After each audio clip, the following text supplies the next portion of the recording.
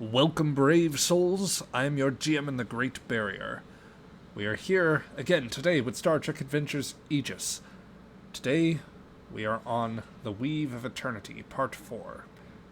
This is our 7th episode of the season, and it may well be the last part of this episode. We'll see how it goes.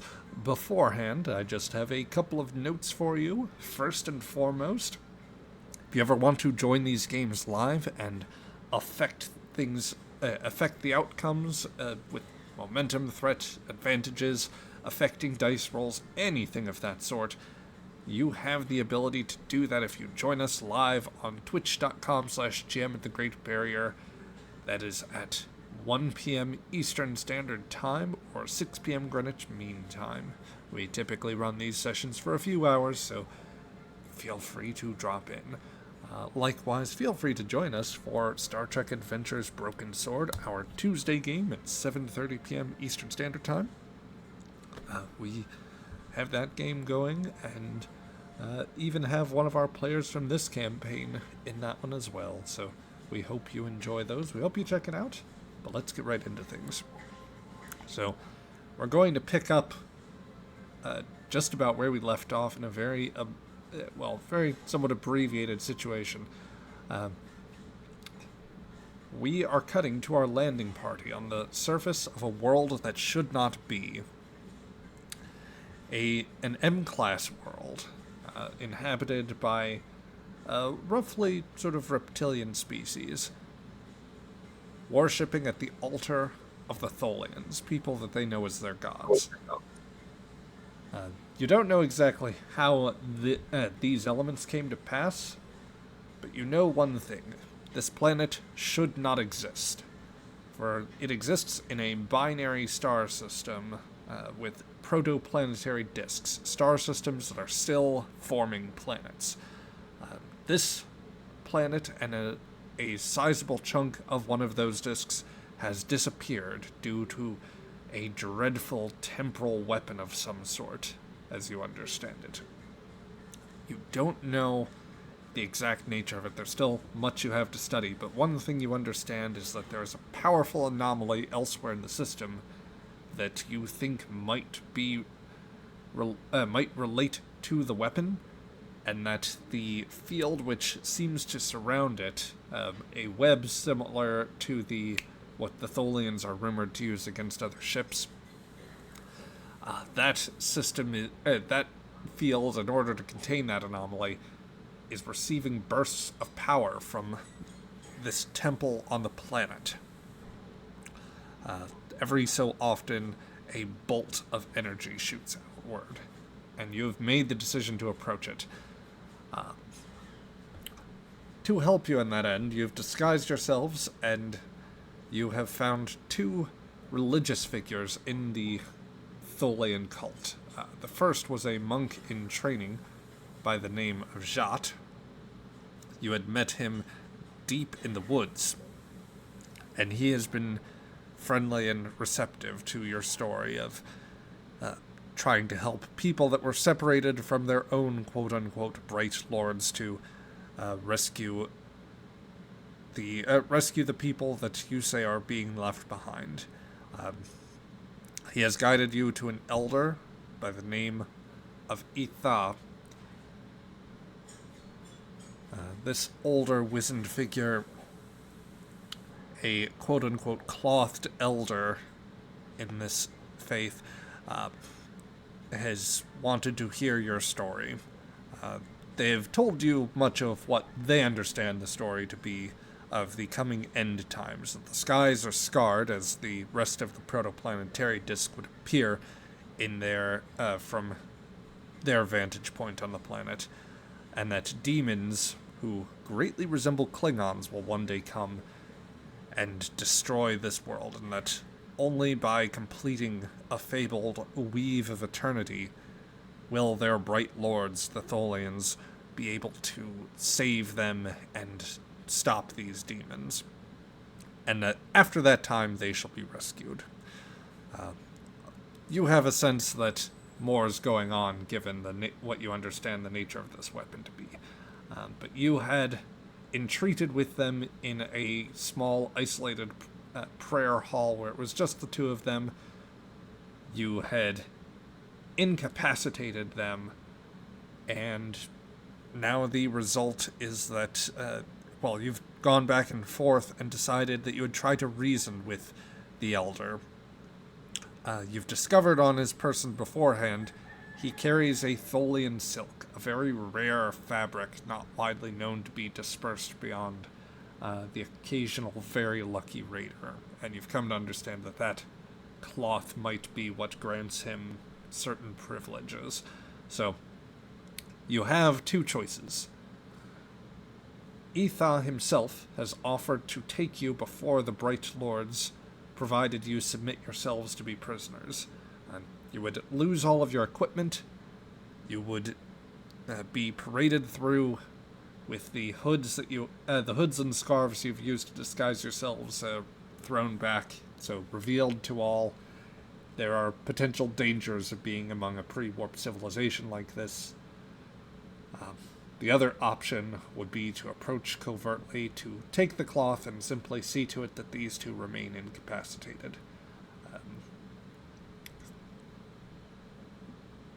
The two options kind of lay before you at this point, and the old, determined preacher, or elder, he sits before you awaiting your answer. So the question is, what do you do?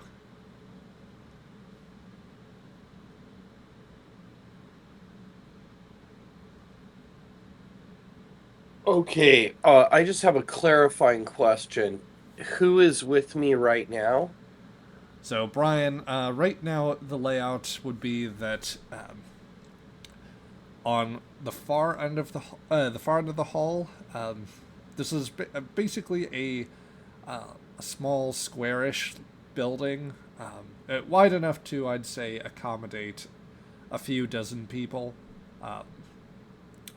At one end, there is an entrance. I believe that Remora and Romanov were placed at that end to keep watch. Melnyuk is presently examining some murals that are about the room, depicting various scenes of the faith that has developed on this planet.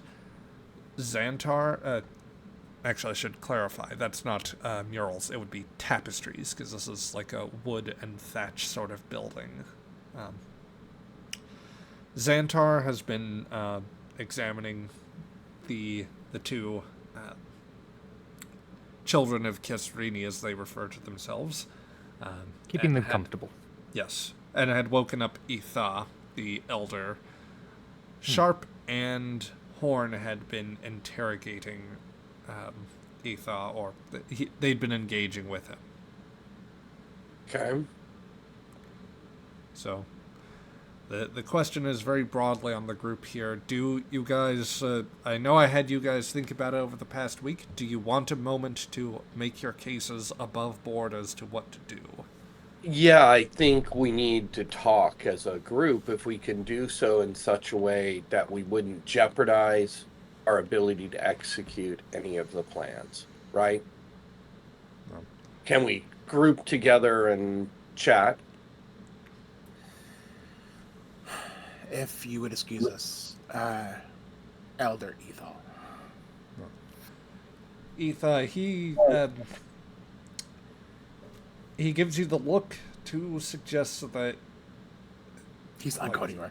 Yeah, he's not going anywhere. He's very determined, but there is some hope against hope that his instincts are telling that any instinct telling him not to trust you is wrong here. He is hoping that his appeal to you works.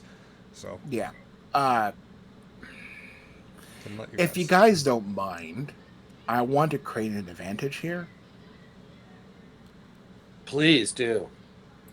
I want to create the advantage of that my earlier talk, my older empathy, sympathy talk from last session has actually affected him a lot more than he thinks as we're talking. And he himself is starting to struggle a little bit with the greater questions a little bit and more sympathetic toward us, at the very least.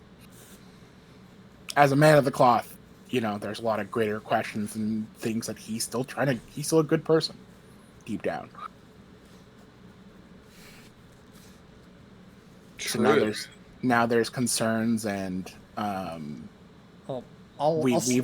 we've been pretty monogamous despite our initial hostility. I will give you this much because, if you want to buy that advantage, it does go with saying, once again, you guys haven't and would probably have a lot of trouble explaining exactly what the Weave of Eternity is doing, because that requires explaining. Yeah, we just broadly said that there's something is going on, it's affecting the people, and there's something going on here.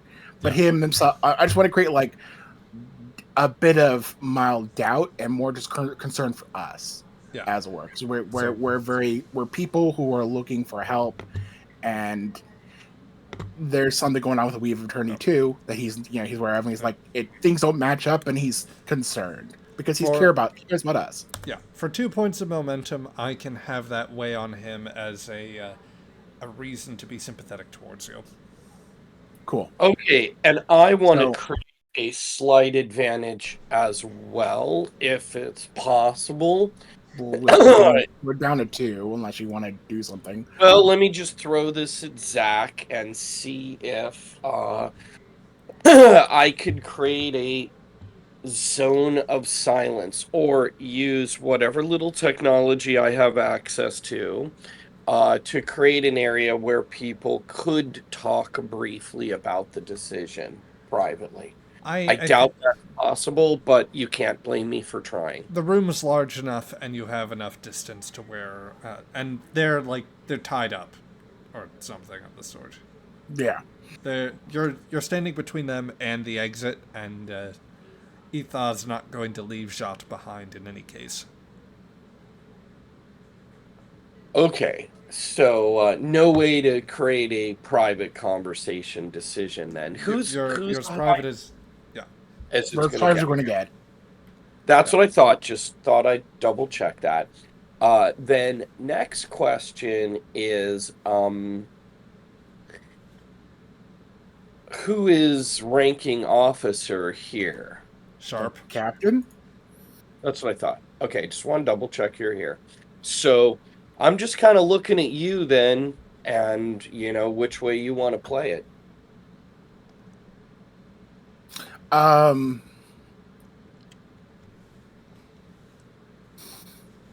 She'll look to everyone else. I'm inclined for more diplomatic means, but I'm certainly open to suggestions.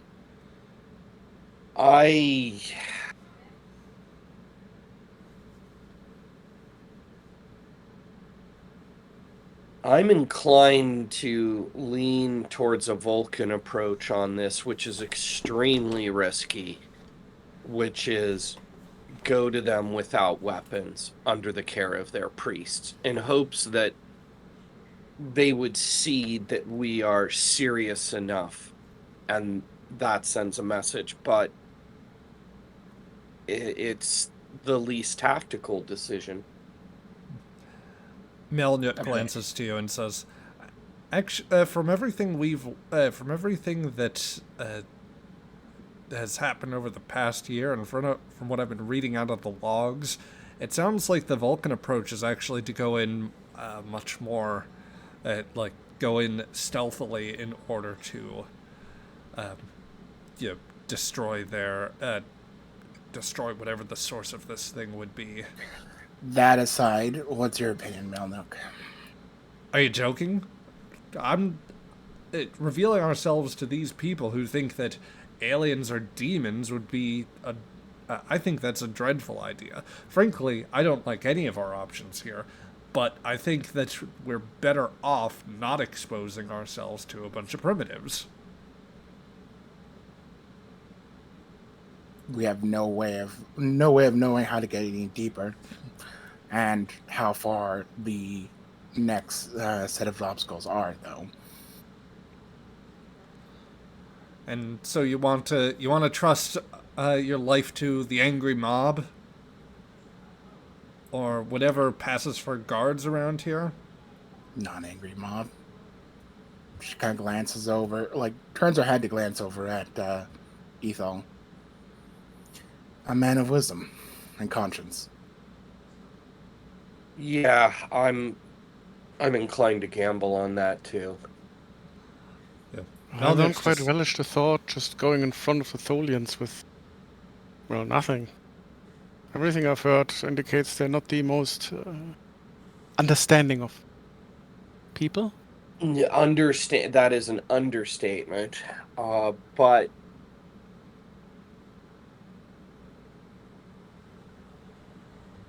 they're getting impacted by this too.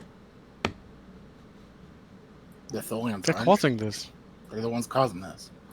Right, but we also know that there's this other element affecting the system, and they may also have underestimated how far the effect would go out.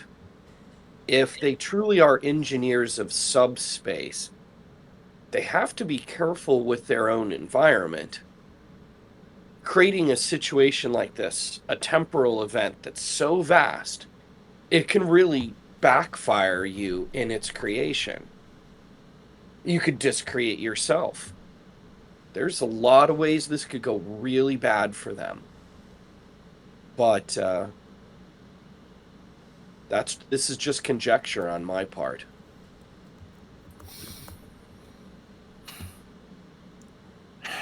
That doesn't stop prideful people from making prideful decisions. Oh, yeah. Horn? Well, I agree with Melniak that all decisions are bad decisions at the moment. To say the least. But I also don't Rarely do we get the opportunity for good decisions. Would This be is nice true. occasionally. You can file a complaint with Starfleet on that. I'll work on that. But even should we choose the more, let's say, aggressive approach, I'm not even sure how much we could accomplish here. Like, as soon as we get any closer to the actual Tholians, any disguise we have will be null and void. And we're not even sure if our phasers or even our scanners will do much good with this level of technology. That's right. Ensign? That's you, Remora. Mr. Remora? Sorry, I'm thinking about the words I need to say. I've been thinking about it, but, like, I can't put the words together. Sorry. I mean, that's perfect fitting for a new ensign. And Remora's, like, patting down his chest, like, I had this speech written here somewhere. Hang on. I have my notes. The day may come when you forsake all of them. You need a moment to figure out your words, Ensign? No. I think I'm going to roleplay this out. Oh. I will. Like, okay, sure. Ensign, this is not the time for roleplay. This is. You think you're playing D&D on the ship? I will note that the Overland Gamer has dropped in and has reminded me, I think, that I need to switch over my alerts. He has spent the Quatlus necessary to purchase an advantage for the players. Oh, he loves me. Yes, as you see, Cheesy, the galaxy loves you, and it conspires in every way to help you. My suggestion would be, at the end of the day, it looks like we're going to reveal ourselves.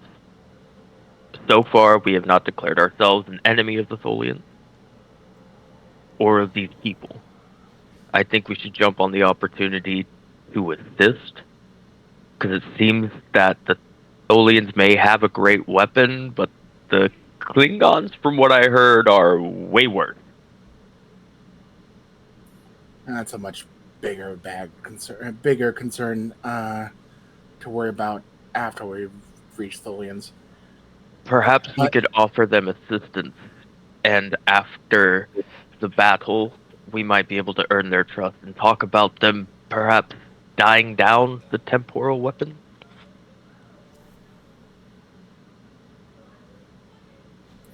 She just watches it for a moment, then nods. Looks over to Xantar. Doctor? I would prefer a more peaceful resolution with these people. I understand they can't comprehend what's happening, only in their own way. And I don't see the point of swaying these people into thinking that the Tholians aren't the deities that they think they are. That's never gone well if history's ever told us. I think the best way is to try and cooperate with these people as best we can, and try and find a peaceful solution to this. There must be some reason why the Tholians have gone to such efforts to develop this world and create these people.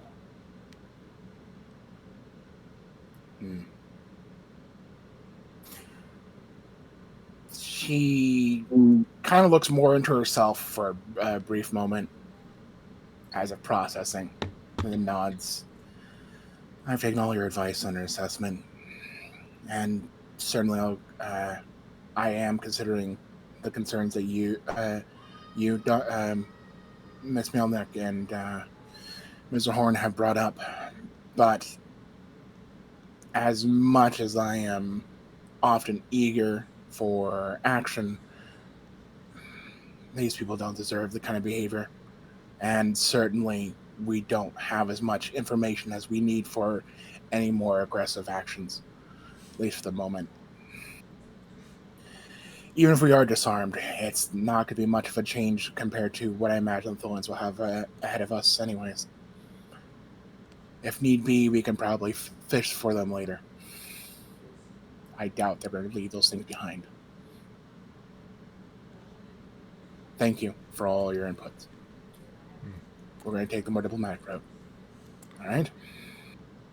All right.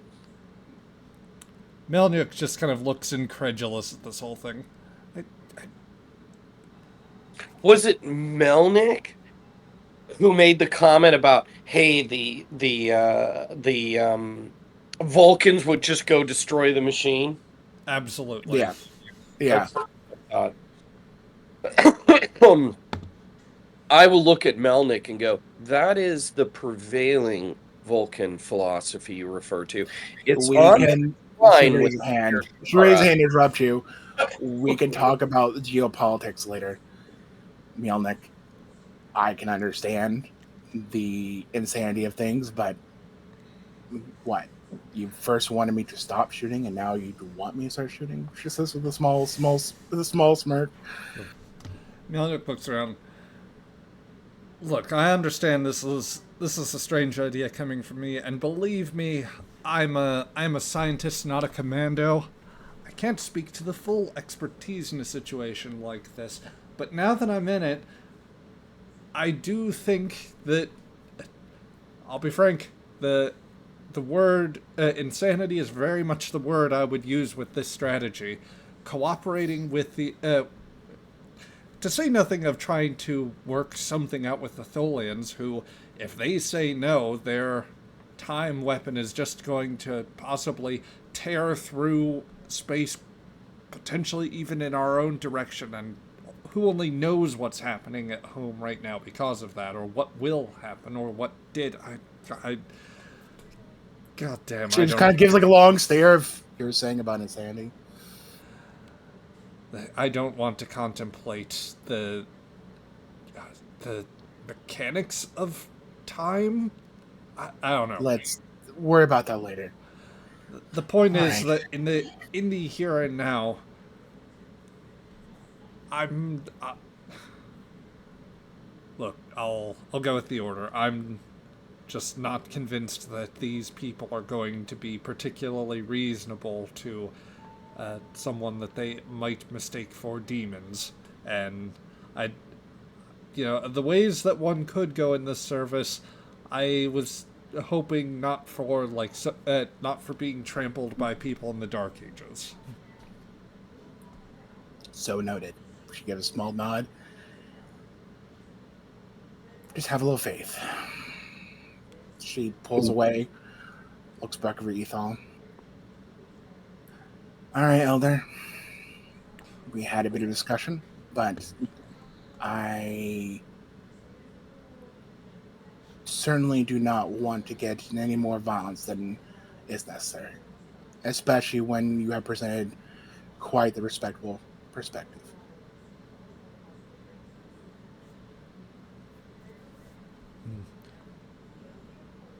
His hardened expression softens just very slightly.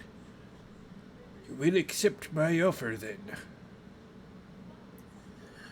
I do. Though, just as much as you're asking a lot from us, we have asked a lot from you. You're asking a lot from us. I hope that we both don't disappoint each other.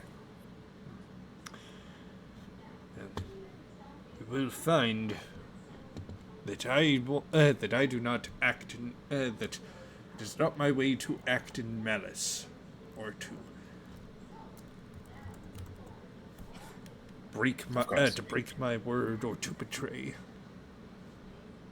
Of course. All right. She looks over to her group. Let's start removing our stuff. Make sure that it is not a hazard for our guests. Yes. I will ask also that my colleague that Jot be revitalized. Xantar is already going over to like bring him back. She stops Xantar.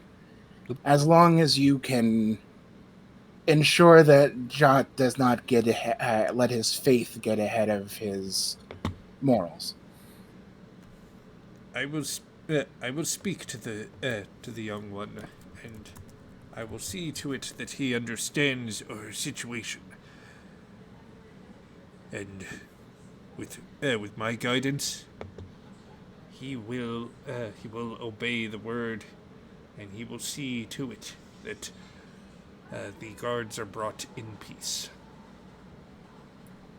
Of course. Captain, might I suggest we wrap up again, just in case we don't want to. If that's fine with the Elder, she says.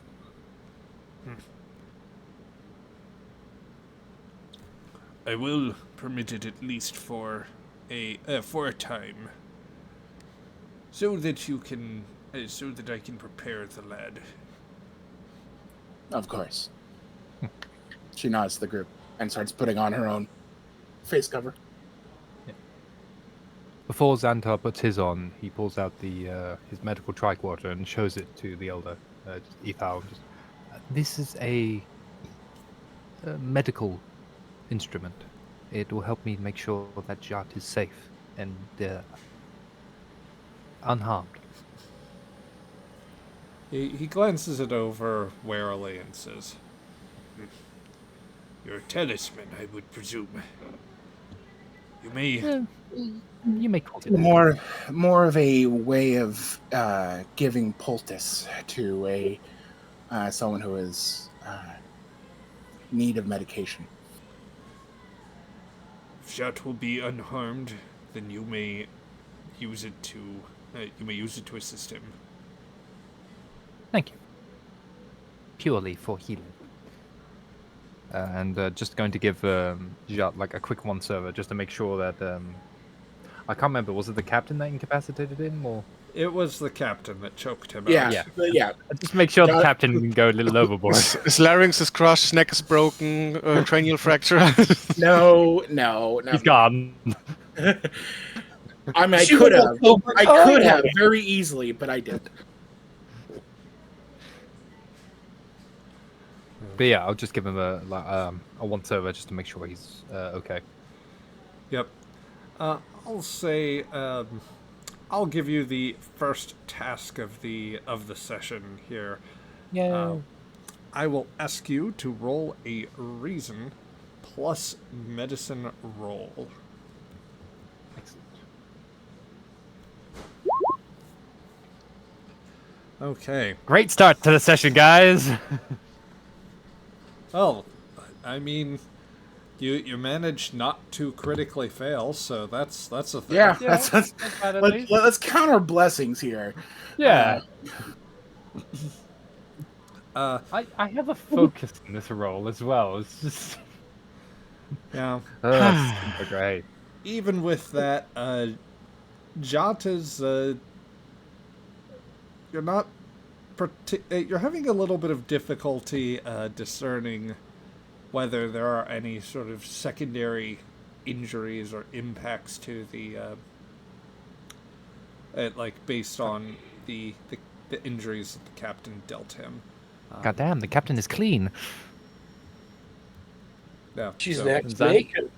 Xanter is like making a mental note for this, like, so like his old note of like don't piss off the captain just got like exponentially like rated higher in his list of don't piss off the captain. Because the captain can beat you. Oh no, it's he knew that. He's just adding it to the ways that the captain could beat him. Yeah, that's what yeah. Yes. It's like that meme of just like, I know 200 ways to kill a man. If you do it this way, it'd be more fun. I know 201 ways to kill a man. Yep. But yeah, and then if there's nothing wrong with him, I'll bring out a hyper spray and bring him round. Or if it's not necessary to use a hyper spray, I'll bring him round like normally. I mean, salt. Yeah.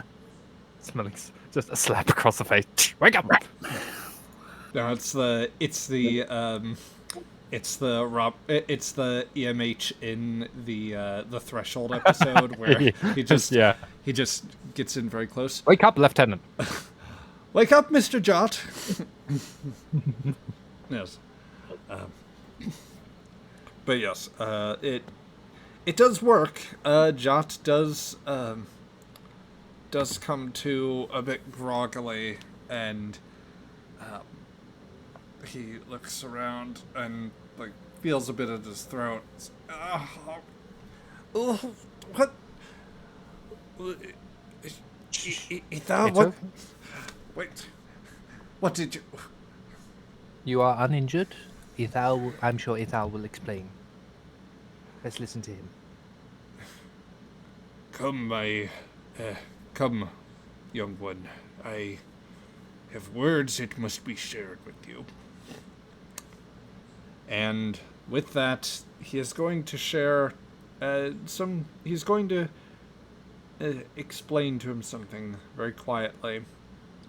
You can kind of see on Jot's face his eyes darting around as he's a little fearful over the situation, as he comes to understand what was being asked, and so as he backs up and says, so these are they are not of this land. They are different. To put it simply,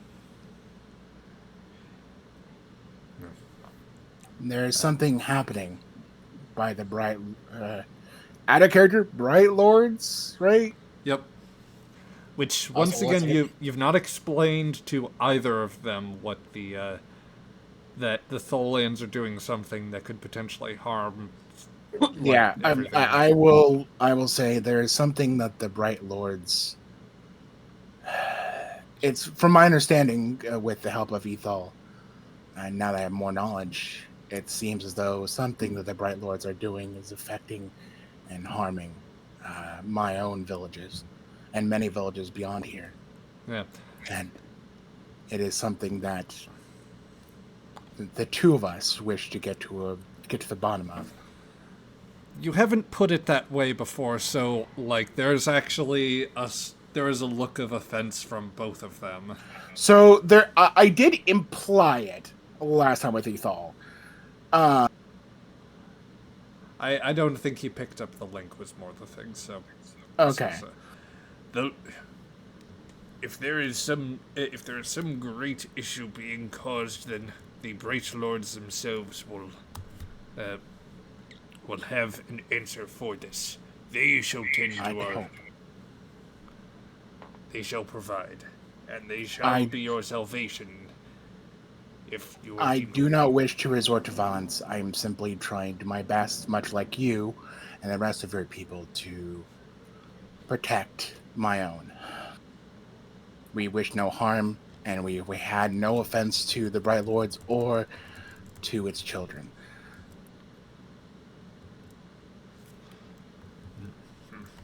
Well, go and fetch the guards. We shall await your return here, Jot. Yes, Elder. And with that, Jot runs out of the cabin, and he is going to make a long run to the. He's going to make a long run to the temple where the guards reside. Let's make it easy for this whole transition, she says as she gently pulls out the pistol and disarms it. Just enough where won't be any. Nobody can Accidental accidentally pull a fires. trigger. Yeah, or turn off the safety and then pull the trigger. Oh no, set an explosion timer for 15 minutes by accident. Ah, at last, my mission can be complete, and I pull out my pistol and I shoot the captain. Ah, the Vulcan High, Oh Vulcan High no! Command How is could completed. they? Damn Curse you, science your- division. Curse you, your sudden and inevitable betrayal. Yeah, Ha ha ha! Mine is an Never. evil laugh. never gonna trust blue shirts. Yes, the revolution's coming. Yep. Oh. Let's shift scenes for the time being. Let us go back up into orbit. Near the moon of the world that you've discovered in this zone altered by time, the Aegis has just gotten through a skirmish with an unexpected foe. You seem to have a tail in the form of a Kzinti warship that swung in very close, and with an exchange of fire, both vessels had sustained some pretty serious hits. Aegis had taken a hit to its warp nacelle, while the phaser volley from Aegis' own cannons managed to cause much more significant damage across its hull and engines. Present Aegis is in better shape, though somewhat depleted, both in terms of power and defensive strength. The Kzinti vessel is pretty much disabled right now. Let's pop in over to the bridge. Shirai, the order had been given out for the engineers to start restoring systems as quickly as possible. Some minutes have passed, and there hasn't been any progress as of yet. Bridge to engineering. Putting you through now, sir. Engine room, this is Fernia here. We're gonna need power again. We've got Folians closing in on our position. Copy that. We're trying to get things stabilized here. That hit to the warp nacelle, it managed to channel some of whatever dampening effects their weapons have through the main engine. It started causing containment fields to fluctuate, but we're getting it stabilized now. We should be able to give that a go. Bernard, try giving us the power restoration now. All right, sir. Hold on. Peter, for Bernhard, this is going to be a control plus engineering task, a difficulty of 2, which can succeed at cost. The ship will gain a point of power. It will gain additional power for every point of momentum that you spend. I will spend a momentum to gain a die. You could be assist if you'd No. like. An since- assistance wouldn't be terrible. Perhaps from our plucky young friend who just joined in. Yep. Young Andorian with a handsome Andorian with an eye patch, perhaps. Racco is starting to pull open bits of conduit and wire things that you hadn't considered wiring before, and perhaps for good reason. In spite of that, I'm not Ooh. going to spend the threat to complicate on this. Oh, that's a new one. It would just be funny if he complicates. Yeah. Would it be though? Yes. Ooh. Fuck's sake. God damn it. There we go. So that is There had to be one. 3 successes and a complication. That is a natural 20 right there. So, Peter, to start with, Bernhard has rolled a complication there. Would you choose to A, accept the narrative complication, B, ignore the complication and provide the GM 2 points of threat? Or C, would you like to buy that off with 2 points of momentum? As an aside, you do have 1 point incoming from the successful roll. You also have an advantage from Overland Gamer earlier. Oh yes, the advantage that Joe bought earlier could be used to help you out here. Yeah, could I actually use that advantage to maybe ignore the complication? I will let the advantage cancel it out there. So Excellent. thank you, Thank you. Mr. Overland Gamer, and definitely check out our Tuesday streams where you can see him, Cheesy, and a fun other cast of characters. That's 7:30 p.m. Eastern Standard Time on Tuesdays. Kapla. I feel like there's a moment of just like some of the wires being crossed and Bernard's right, here we go, and he puts two of the like power cables together and there's just and his hair just Yep. Racco comes around the corner, his hair also frizzed out. Not a bad look. yeah, not too bad. Yep. It looks good with the Andorian white. Right, Chief, I think that's all right now. Ooh, I think I got a 3rd-degree burn. Point of power is going to come back. You have 3 points of momentum that you could also expend to regain power to your reserves. How much would you like to restore? I want to at least put at least 2 in. I'm just wondering to the group, should we keep 1 just in case for emergencies, that sort of thing? We're gonna need momentum. Yeah, so I'd like to put 2 points of momentum in and keep 1, please, Zach. Fernir will say, alright, auxiliary powers restored, reserve powers also back up, and I've got you 67% on the mains. Best I can do for now, Commander. Very We'll good. have to do better next time. Well done, engineering. Thank you, sir. Back up on the bridge, Shiro, with a little more power available, Chief Justice looks around, pushing the rim back up his nose. Not a moment too soon, too. We've got 3 Tholian vessels. I'd say they'll be entering visual sensor range very shortly. I think that at least the radiation from the Kazinti are buying us a moment of time here, but it's not going to last if they get too much closer. If we retreat, we're gonna have to abandon the away team. Justice. Yes, Commander. The moon ahead of us. How deep are those craters on it? Some of the looks of them, I'd say we have some ranging from between 3 kilometers deep up to some of them are close to 50. That sounds pretty deep to me. Certainly good enough to hide a Daedalus class ship in. If we get to one on the poles, especially, we can hopefully hide there. Yeah, the magnetic field there wouldn't be too terribly strong, but it might be enough if they don't look too hard. Especially with a big Kazinti vessel spewing radiation everywhere. I can take us there on thrusters without too much of a problem here. But I think this will need to be a roll for me to create the advantage, so I think a daring plus con roll probably applies here. Some of the other crew are just like, why is he speaking like that? I don't know, just go with it. Dr. Lambeth, Yay. report to the bridge. We have a case of metaspeak. Oh no. Severe case of metaspeak. You can spend the last momentum if you want on an extra dice. To create an advantage, it would be a difficulty 2 task. In addition to Justice rolling, the ship can assist with engines plus con. Yay, well done, shit. Go shit. Are you okay there, Craig? Stress.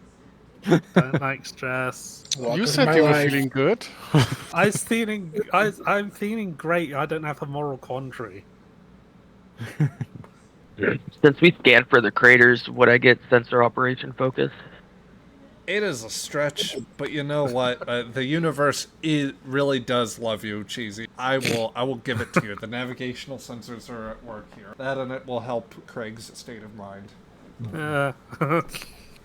Is that engines and engineering for the ship, or engines and con? That would be con. Thank you. Okay, alright. Hey, ship flew through. Oh, well done, ship. Well Okay. done. And Four since, successes. since, I, it was, I made it up earlier. since you're using thrusters, you do not expend a point of power, unlike use of, say, impulse or warp drive. And to pull you up and over the surface of the moon, adjusting to where the Aegis is roughly in the polar region. Firing up stabilizers. Going to do my best to compensate for the gravitational pull without us having too much of an issue. I think I should be able to get us in fairly close. Aegis steadily descends into polar orbit, with the advantage being created there. Yeah, he finds a very deep crater near the poles, so that will send the Aegis partly into the Aegis will park essentially partly in the zone of handbrake. Yeah. Yeah, just a nice parallel parking job there, Justice. Good job. And a little to the left. Okay, good. Right, has anyone got any spare change for the meter? No, I'm all out of latinum, sorry. No. Crichton. Romanov had it. She's on the away mission. Okay, we'll just have to hope a traffic warden doesn't come by. The Tholians being the traffic wardens. No, I figured it was a Klingon, just like kapla. Just issues you with a ticket. Most dishonorable. Yeah. I will say by this time, as like the amount of time that has elapsed, by this point, Stewart, you would notice on your own sensor displays those Klingon signatures have gotten much stronger. They, along with the bulk of the Tholian ships, are on the other end of the sector, or rather of the binaries, but they are very likely getting into engagement range as we speak at this point. Yeah. Well, it seems that the Klingons are definitely distracting them, or about to distract them, sir. Well, let's hope they do a good job. Might cause the Tholians to pull away a few more ships from around here. Okay. I am going to run just a quick roll very quickly for the Tholians, as Justice says. Right, Justice, why are you rolling for the Tholians? What are you talking about? Justice. Can I, as steward, can I roll something to basically try to make it so we more blend in with the background radiation and dust around here? So let's see. In that order, first, Peter, Chief Justice turns to you and just says, "Oh no, the thing isn't working. I'll have to. Hail Hydra. I'll have to. I will fix that joke in a moment here. Fair enough. But let's see. So in reverse order, we've got an advantage at play here. I'm going to rule that there isn't like another way to. Can't double advantage it. All right. Yeah, not in this situation. Okay. Worth a shot. All right. And then to your concern, Peter, Justice turns to you and just says,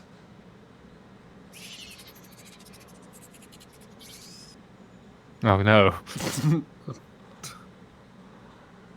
yeah. Fucking Cindy again. I suppose it'd sound better for him to say, Uh-oh. I'm going to turn up the volume on those for when we're not in Jape's time. All right.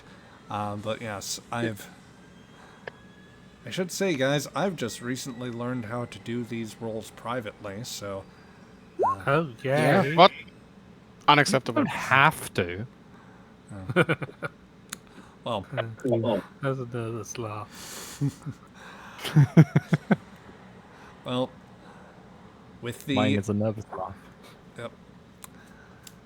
I will say that by course of the narrative and the particular additional mentions of the Kzinti spewing radiation everywhere, just on that basis, you remain undetected.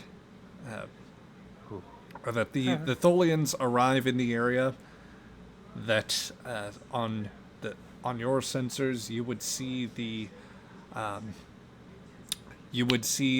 ships engage, or two of the ships would engage like some sort of energy webbing system to entrap the remaining to entrap the Kazinti vessel, while the other one remains kind of just in the area, keeping its eye on them, at least as near as you can tell.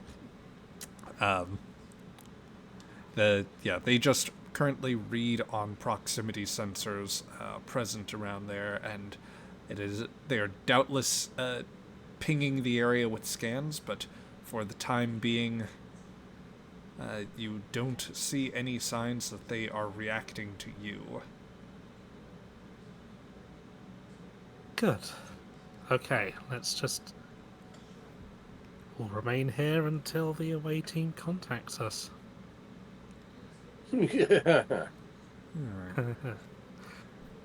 Well, let's see. I am... before we go to our next scene here, I am out of I am out of my drink at the moment. I need to refill something. I was wondering, would you guys like to take a momentary bio break so that we can... Sure. all Yeah. Bye, break time. Yeah. So, we are going to go on just a quick intermission here. I will switch things over to an intermission screen. We'll be back in just a few minutes, everybody. Going to go ahead and mute us for the stream here.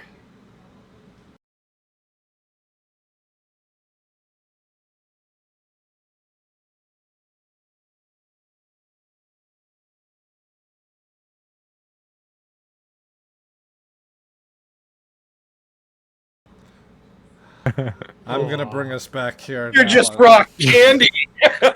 You just insulted Tholian Holt. Yeah, one could wonder if Collings, if a Tholian refers to one of their sugar crystals, a term of endearment, or... That's a true. flirt. That's true. That would probably be more of a term in endearment. I mean, though sugar would probably vaporize at a certain point. It would certainly liquefy. Hell, it might even have the chemical capacity to get into one of their superfluidic states. Now, superfluidic sugar would be Tholians would have to dig that kind of crystal. Yeah. Isn't that just honey? That would be if you could achieve some state, it would be superfluidic honey. Yeah. Weirdly, I can't hear the soundboard. I'm not using the soundboard, actually. I'm using Roll20 for this, because the yeah, Roll20... Yeah, I turned that shit off. Okay, yeah. Yeah. Like, yeah, I suppose if everybody wants to make one final check just to make sure that their audio is working, I'll sound action stations here, and yeah. Yep. There you go. Yep. There you go. If everybody heard the alert tone there, then that should, We're good. Congratulations, you're in danger. Yes.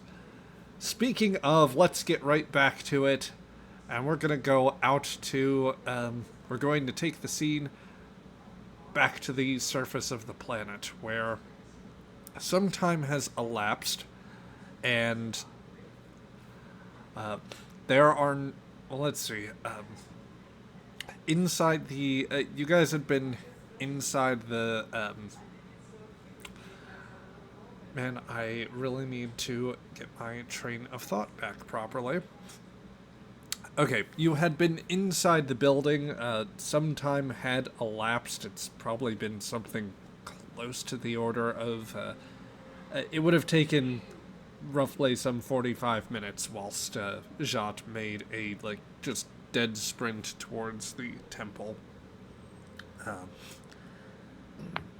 So that he could make it in a timely basis, and you've just been preparing yourselves for the arrival of the temple guards.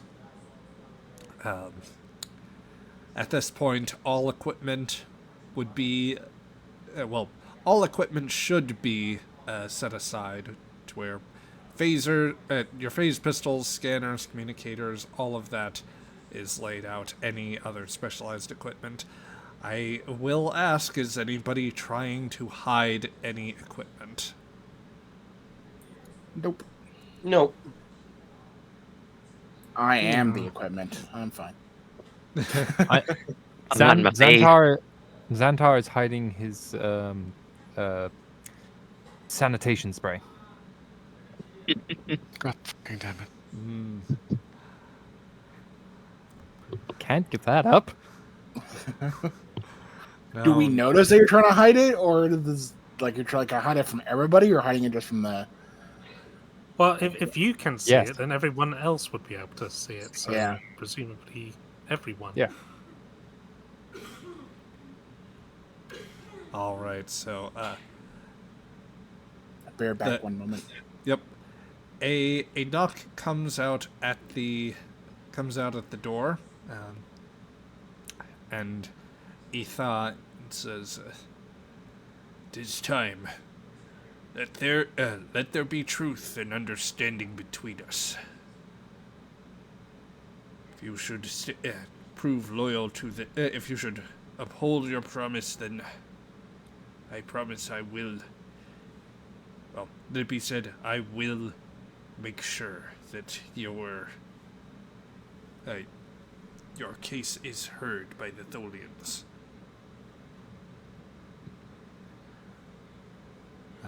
So, any last exchanges you guys want to have, either with Itha or amongst yourselves before before you are sent out into the village? Well, look over at the captain. What's the case gonna be? What are we gonna say? Well, Or I literally, what do you say? should note, Panda, it just went away from keyboard for a moment, so anything Oh, not addressed to the captain. The captain is contemplating very Yes. quietly. Yep.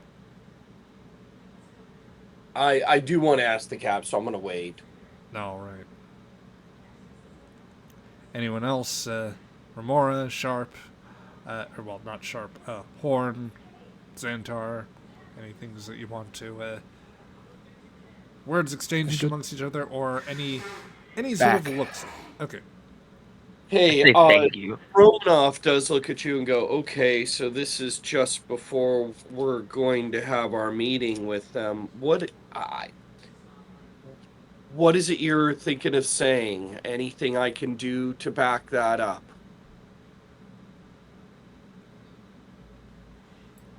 I'm sorry. Can we repeat what just happened? Because I was actually a step away. The priest said that we're about to head out into the city square where we would meet the Tholians. Is that correct, Zach? I want to make sure I'm saying it right. You're going to be guided through the villages up to the temple where the Tholians are. Yeah. Okay. You're about to leave the building you're in, basically. Yeah, we're about to leave the building. We still have time. Just play nice. Don't let them in. Don't let the crowd instigate you if it gets that bad. Understand that they don't understand. And we're hoping, we're having a bit of faith that Amanda Cloth can keep his herd from trampling us, she says. And once we're talking to the Tholians, what is it how are we going to state our I'm still working on that. Okay. Yeah. This is since Sharp has come back, Romanov. You noticed, of course, that there's a little more of a seat of your pants element to the situation. Yeah, for sure. Yeah. She's also just colder, less expressive, more, to some degree, predatory a little bit in terms of her gaze. Like she's more assessing for combat than just, chilling.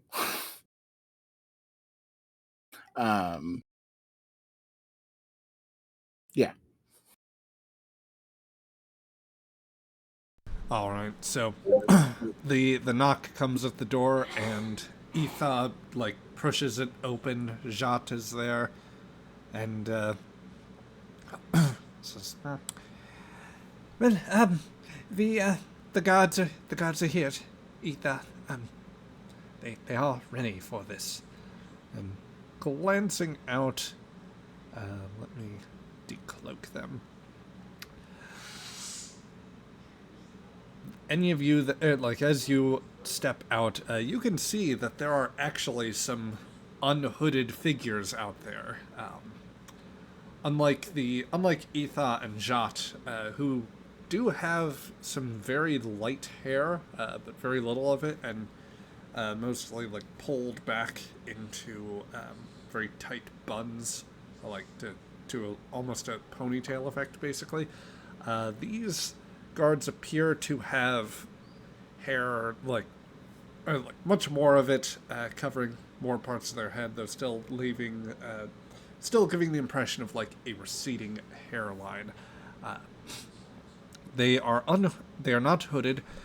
They appear to wear some sort of chest plate, and they also have bows and arrows, but most noticeably, all of them appear to have blades, and these are long, single-edged blades, more reminiscent, I'd say, of a katana, though perhaps a straighter blade. What is most strange about their setup is that the materials do not look congruous with something you would expect of a Bronze Age civilization. There's something to the sheen and look of the material that does not say this would be a conventional metal armor of some sort. They're Damascus, or they're folded. I'd say Okay, this. I'm back. Whatever they're wearing looks. It almost looks a little more like a. It looks like something closer to the sort of material that, such that Makos occasionally have dispersive armor of some sort. Oh, wow. Okay. Yeah. The Tholians may have supplied may have given people a bit more than just cloth. Makes sense when they're going to get and they think they might be invaded by Klingons. Yeah. Indeed. But there are a handful of the others who of the other children of Kesrini who've been milling about. Some who've been guarding things. As those that are hooded, as they see you, they step back in revulsion or shock as they look upon your faces as you step out into the open air. The relatively cool temperatures, I'd say. It's starting to pick up. We'd be getting closer to a warmer day at this point. Fahrenheit wise, we might be hitting above 70 or something of the sort. So it would be pleasant, the breeze and the sunlight hitting your skin, but the somewhat shocked expressions of the body language and most of the children of Kisrini, the hard looks from these guards who, though they do not have their weapons readied, their stance is that of something more firmly drilled. These are as close to proper soldiers as you would expect to see.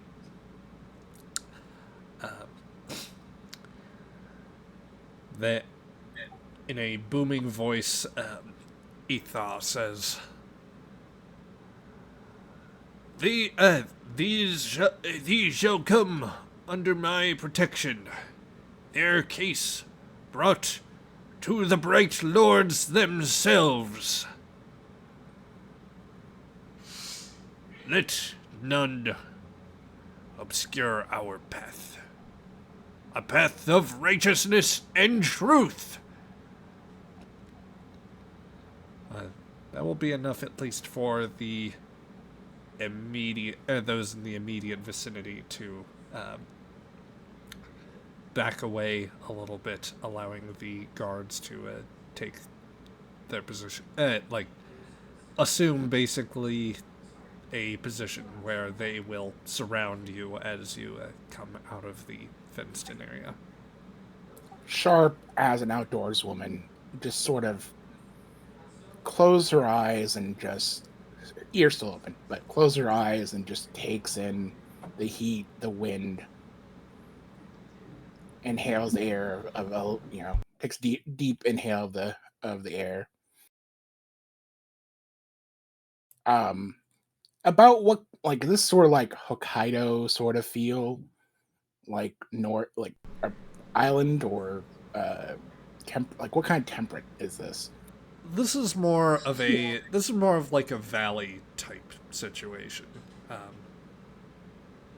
I'm trying to think of a best equivalent experience. Like the PNW, like where I live, or Maybe a bit cooler than that. ooh, so like Vancouver or somewhere more there. Let's call it that. Okay. Yeah, she just takes in the air and slowly exhales with a small, content smile. All right. Opens her eyes.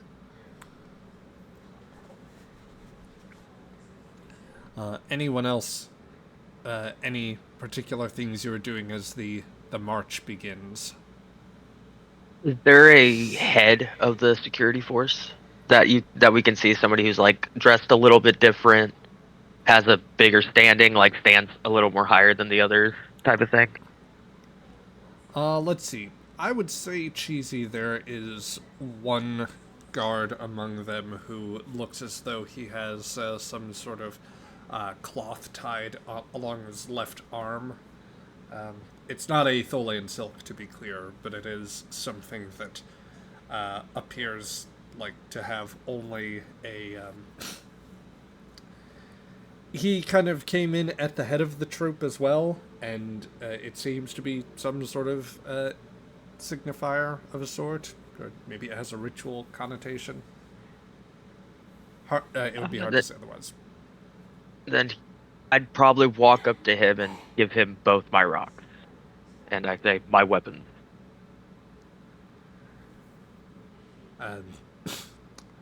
With the outstretched hand, he's just going to basically cast one hand and like backhand them the moment that they get into range, just knocking them both out of your hands. Which, given that you were holding them in a gesture, I will presume is an easy task to like knock them away, or like this is done like nothing. Yeah. Can I assess how experienced or murderous these guards are? Like how well guarded they are? Are they just all for show, or do they actually know what they're very much experienced with those blades? Let's see. Well, I think that their general stance gives them a semblance of discipline. How quickly they are willing to escalate depends much more on what you... you're not sure how likely they are to escalate, to be certain. Is there a comfort, or is there a rigidity? I guess with their stances and discipline. They seem pretty rigid. Okay. I am also going to take this time to note, and apparently my alerts were not working properly on the Twitch end. Maybe it's because the stream manager somehow got closed? I don't know how that happened. In any case, it's worth noting that there have been a couple more Quatlu spends, very particularly from our good friend Zyla OXO, one-time guest star and of the Aegis and regular player here on Star Trek Adventures Broken Sword. Is he a good friend? He is a friend of the channel, to be sure. Not so much to the players necessarily. He has spent in this order to 1. Create a player advantage, so you have that banked. He has spent the Quatlus to grant the GM an additional point of threat, so I now have 5 points. He has also spent Quatlus to increase the difficulty on your next task. War, it sounds like. I mean, I suppose overall it's kind of like neutral. He gave us an advantage and then gave threat and an increase in difficulty too. So he shook our hand and then he slapped us in the face. Nice. Yeah, yes. Uh, And then said, And- "Good luck." and then while you he shook your hand, slapped your face, and then flipped you off over his shoulder, wishing you good luck. Fair. Sounds like it. I can respect that. Hate the player, respect the game. The North will remember. Yeah. Lawrence will remember. Yes. So, Working. let's see. So, while the GM has got to regain his bearings there. Real quick, would you like any immediate expenditure on the advantage there? As he did buy you an advantage to start with. I'd say we might want to keep it for later, just in case. I think I'd like to keep it for later. Yeah, let's keep it for later. All right. So let's see then. So the let's see. The landing party then will be guided through the village,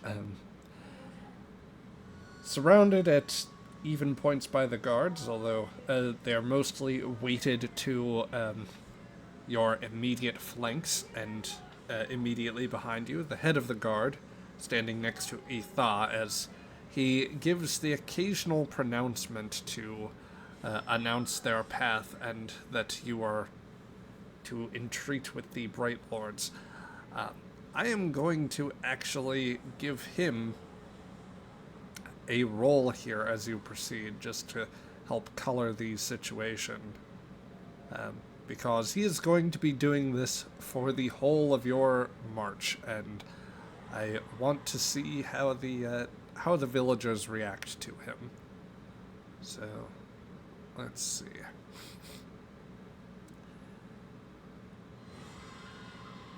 He does actually get to use both of his talents here. Specifically, first, an appeal to the Bright Ones, which is when invoking the... when performing in a social task, invoking appeals to the Bright Lords to achieve his end, or to achieve a desired outcome. He may add an additional D20, for which he will get a focus here. And that will be 2 successes on that. He can also re-roll that because he is learned in tradition, which allows him to re-roll a bonus d20 in that context. Alright, so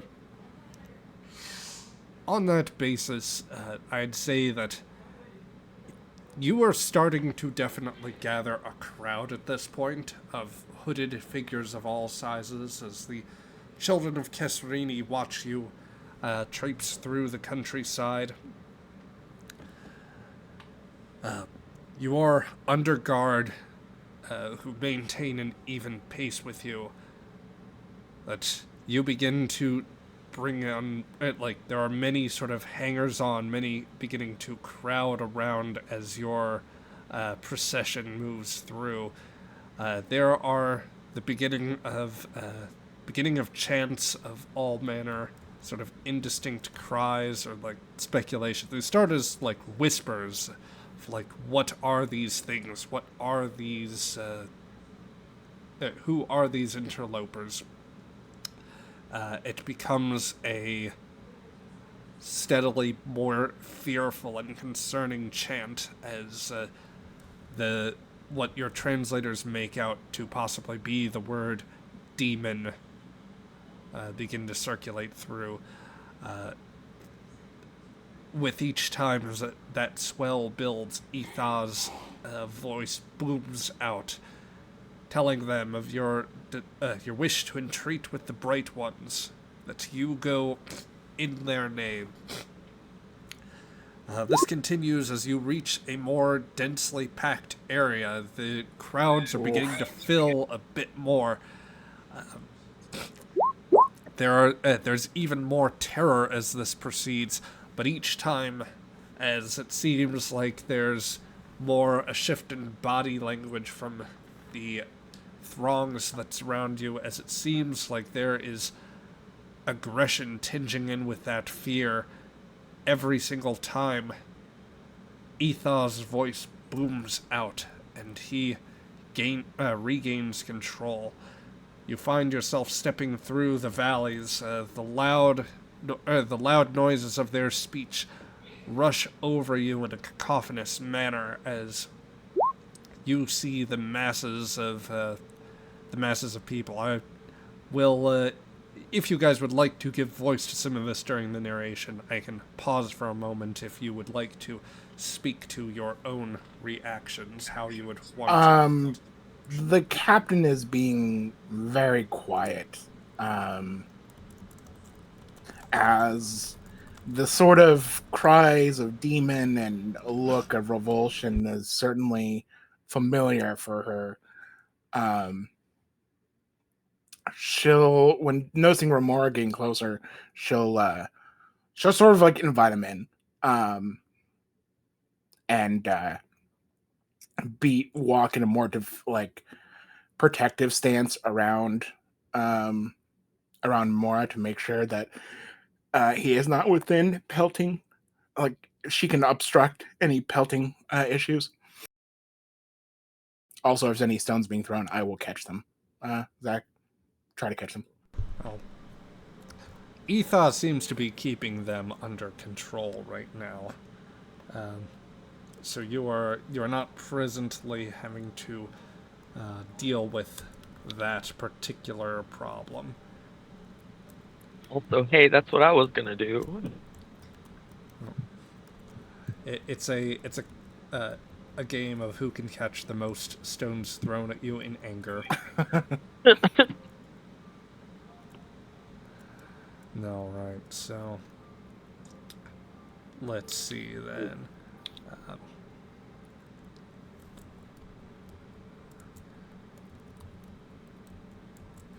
Alright, so anything else, Xantar, as the... Let's go down the list. Xantar, I was going to start with you here. As the crowds well around you, what is... How is he managing? That's a good question, actually. How is he managing? Yeah, I'll say that, like, it's not like people are actually getting in close and, like, screaming in your face. They are giving you a bubble. It's not quite the 6 feet you would like. The village paths are not so amenable to giving you everything that you would want at that end. But it's enough to... it's enough at least... It's enough that you actually have, like, a bit of a bubble. But you're definitely... Okay. There's a lot of people, a lot of noise from these... A lot of germs. From these hooded and robed people. As you are walking through, you're going through some of the proper villages at this point, and it's definitely more... it's definitely a lot more... it's messy.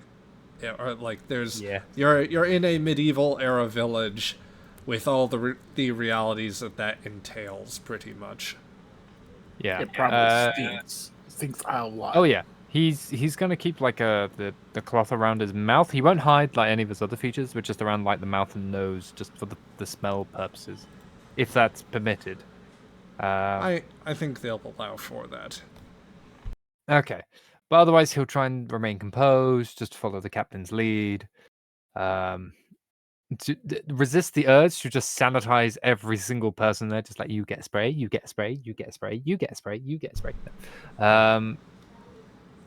Oh no, the demon is cursing us. Yeah, exactly. It burns. That's like get in someone's eyes. But yeah, he's gonna resist the urge to that and just try and ignore any of the like harmful stuff because he understands it comes from a place of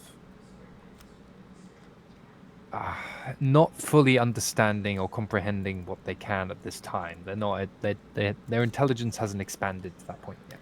They lack the context of. Yeah, exactly. Indeed. So, yeah. So the. Well, let's keep on going. Horn, how are you feeling about this whole situation? Watching with curiosity and carefully hidden concern. Like trusting Ethel at this point because if the crowd turns against us, this might be a problem. Indeed.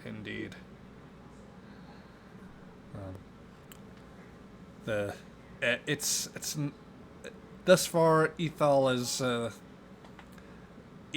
appears to be placing a lot of emphasis on, or like he is going as stringently to his word as possible and doing everything he can to keep you guys in the best of sorts here. It's refreshing, I suppose, just as a trope to have a religious figure not calling for you to be burned at the stake, but rather seeing to it that you would be saved from that fate. This is a new experience. I don't understand it. Yeah. Romanov, I also want your thoughts, of course. How is she putting up with the whole situation?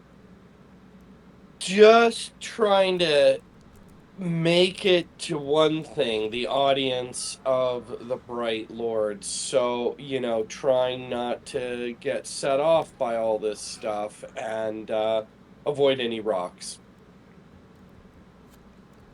Okay.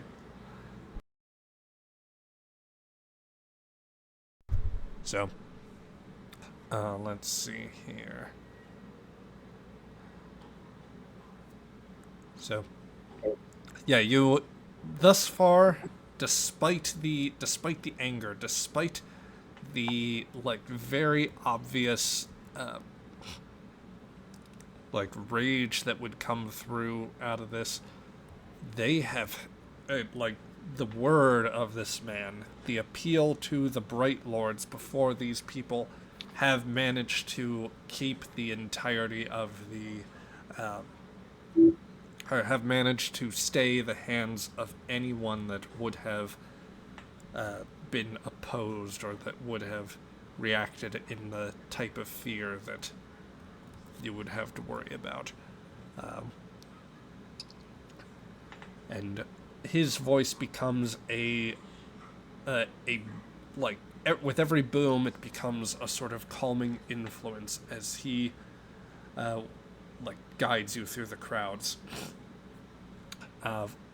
As the throngs have just grown so great, as you approach the statue, you see other guards in the distance over what must be endless crowds, and chants of fear, of concern, of the end times being upon us, of requests to the Bright Lords to save us, of the need to stop these demons before they slaughter too many, or worse yet, before they try to lash out at the Bright Lords and prevent them from completing their sacred task. Ethan once again cries out, I bring these peoples before the Bright Lords. I shall entreat their case, and if they are deemed worthy by the Bright Lords and the Bright Lords alone, salvation shall be theirs. And with as he reaches near a basically you guys start approaching an area under the statue. There's an outjutting of rock just before one of the Tholian's legs, and he takes the moment to jump before that, and he shouts out to the crowds, They shall judge, not you, not any here. Their case shall be decided, and we shall meet our ends at the end times and any true demons with more dignity than this. Go back to your places of living. Tend to your work. And we shall face this time with dignity. And the Bright Lord shall give us salvation for it. Yeah. With a critical success there, on that second time he applied the combination of his appeal to the Bright Ones and being learned in tradition, Etha gave a fiery command to his fellow children of Kesrini, and his voice carried booming out over the crowds, and they quiet down quite considerably. It's not an immediate process for them to start peeling away, but as you start making your way up past the path, as the guards guide you through that area, that you, Jat, and eventually Etha, who steps down from his perch to rejoin you. He stood tall and determined, with a gaze just as hard as the one he had greeted you with earlier, to grant you the free passage. Thank you.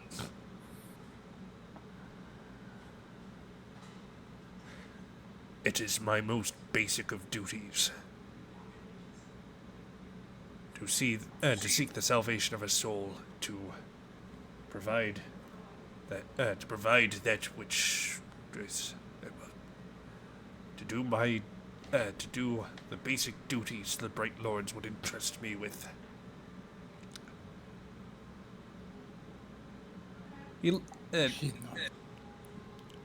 Sorry to cut it there. Sorry, no, I tried to say something out loud and I ended up muttering it. She nods. She gives a respectful nod. You'd be surprised how rare that is amongst people, just in general.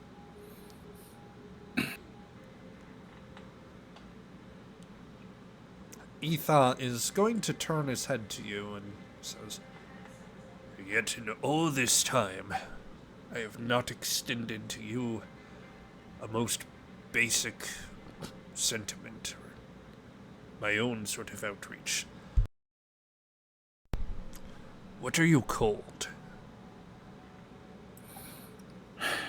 Well, we are called a number of things. There is a great many people. For mine, we are called humans.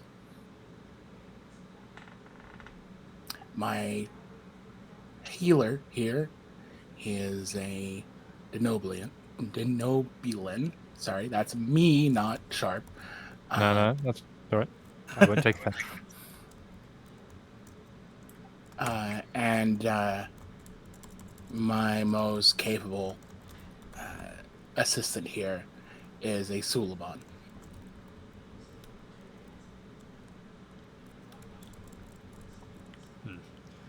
And your one who I would presume to be your eldest, he is also a human. He is certainly older, she says, with a smile. Look over to Horn with a kind of like a childish smirk, as mild as that is, and looks back. But I am in charge of this expedition. My name is Sharp.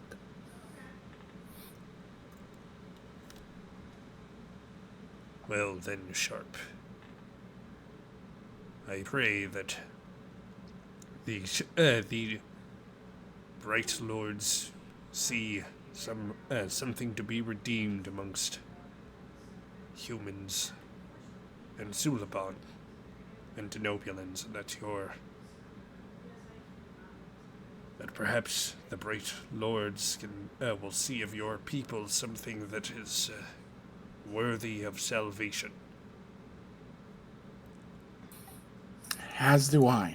I hope that this is simply a misunderstanding. It is nothing quite so simple, given what you did.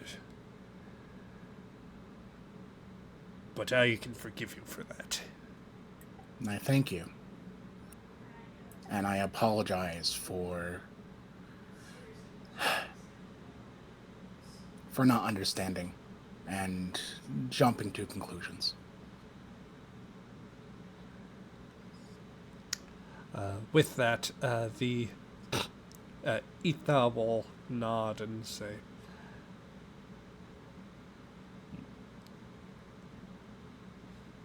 sometimes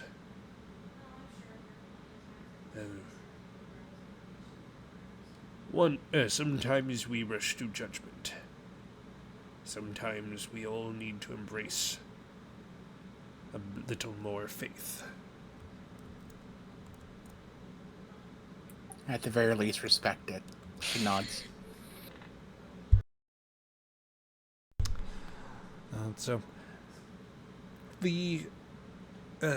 your group is guided up a fairly tall, like a fairly long, winding path. I'd say it's much more of a footpath, but it's enough that, like, all of you could, or at least, the landing party could walk abreast with a couple paces between you and still have some degree of comfort. But in some places it begins I help where I can. Yeah, in some places it gets steeper, such that, you probably, if you had to, you could see, like, pack animals making their way up here. But it would not be ideal. So, eventually, that winding path takes you into the shadow of the mountains. It's a bit circuitous, but it takes you into the into an area beset by high, canyon walls of a sort. But within, you see the unmistakable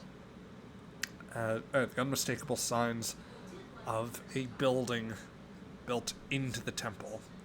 There are further guards here on hand, with all of them armed in the same sort of unconventional, highly advanced armor. One of them who, mimicking the style of the others,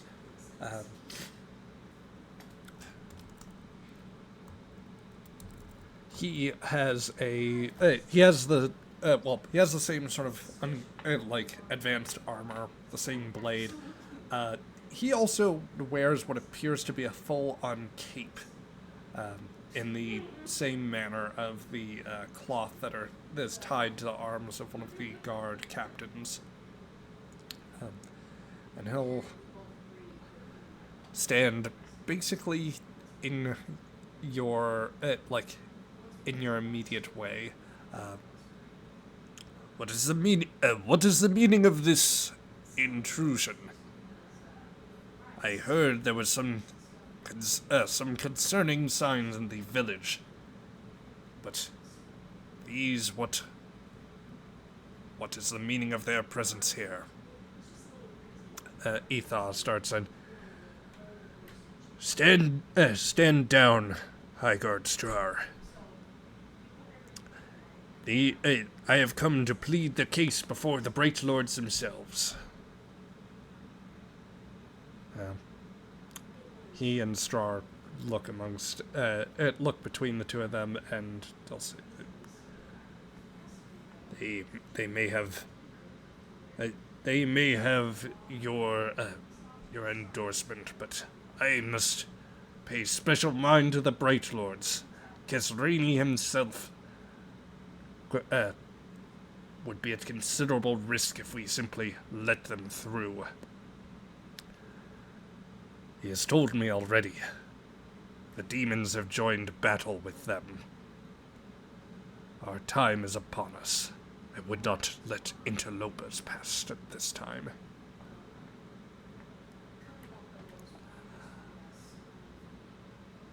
So he and Ethar are starting to go at this a bit more in the discussion. I would approach if I can. I'll make a slow approach and see if Ethel would stop me. Well, the guards are quick to place hands like by their swords, and like they slightly hunch forward, their left hands or right, depending on which side they favor, moving it so that they can swing out they can unsheath the sword well clear of their body, while another hand grasps the hilt. Etha will look to you and like hold up a hand just to tell you to stop moving for a moment, but he isn't going to dissuade you from saying anything if you wish. Yeah, just saying. While the demons may be upon the Bright Lords, we are not those demons, and in fact, we've come here from distant villages, further lands, to talk with them in the hopes that perhaps we may either help or at the very least understand in which the Bright Lords are. Look, we just need to talk to them and get help, possibly help them out. She says, You want to try and make a roll to persuade the guard to let you pass? yeah. Well, let's see. We'll get this task going. This, because of the earlier increase in difficulty, I think I'm going to treat this as I'm going to say that if nothing else, you need to score a base difficulty of 2 with a presence plus command roll. Etha will assist you here, but I will spend the point. Yep, I will spend the point of threat that Zyla gave me to increase the to buy an additional die for Strar, and diplomacy as a focus will apply. Cool.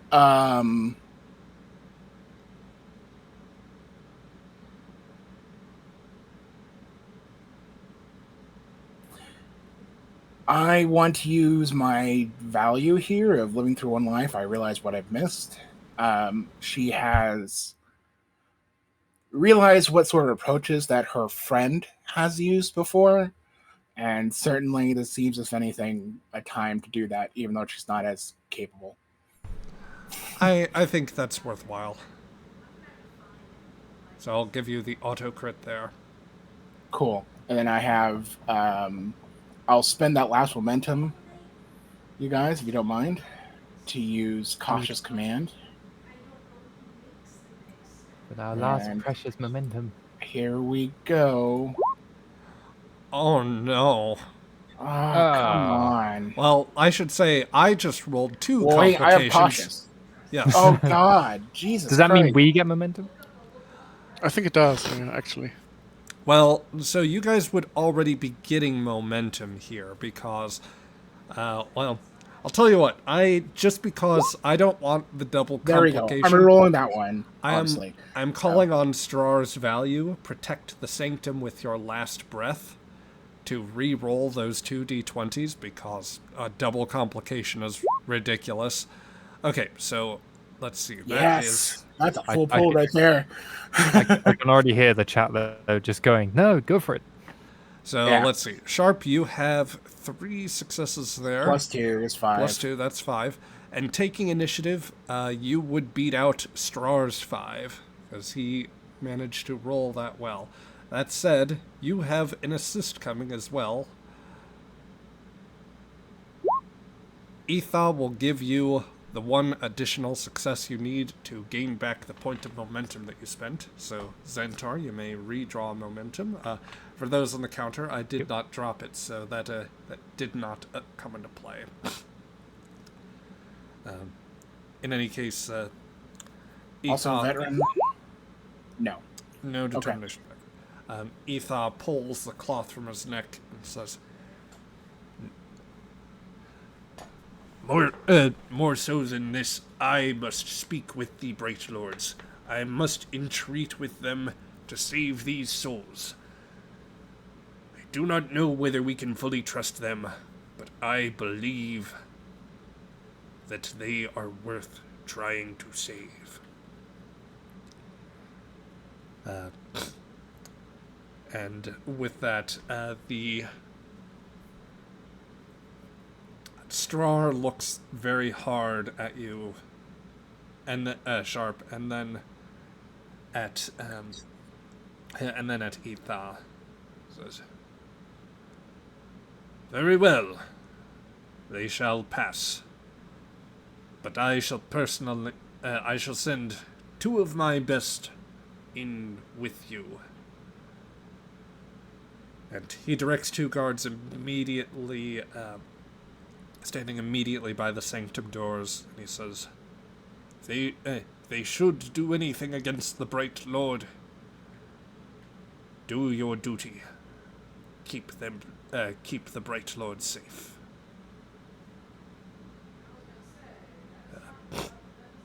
So with that, they will allow you through, and the 2 guards will press ahead at the doors and bid the way open.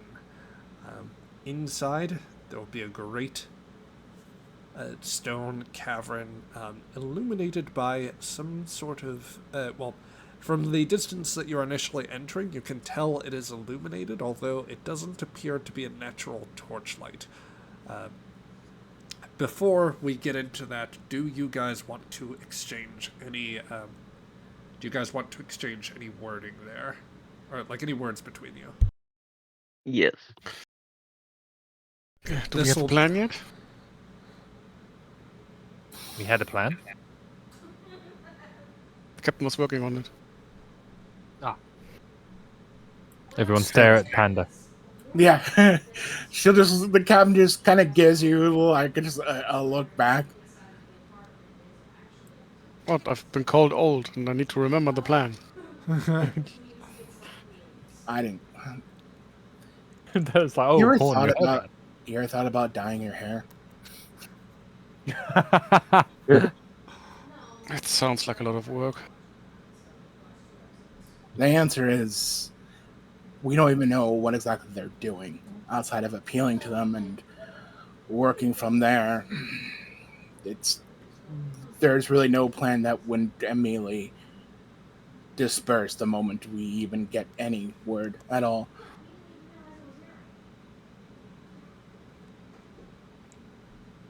I will say, Captain, it might be wise to not describe what race I am while we're in there.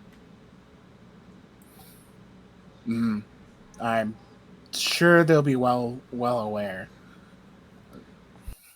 from my understanding, but you have our protection, Remora. You're not them.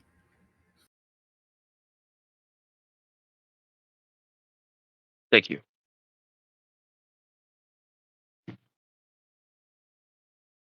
She looks over to Romanov. Yeah, Best get out of your system before we step any further. No, I'm all in on this route.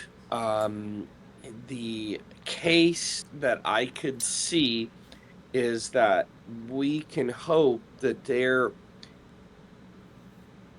unaware of the larger effect that is going on, and that could turn around and affect them as Tholians, because, well, if the effect area is larger, that's a larger disruption in subspace, which is part of their habitat.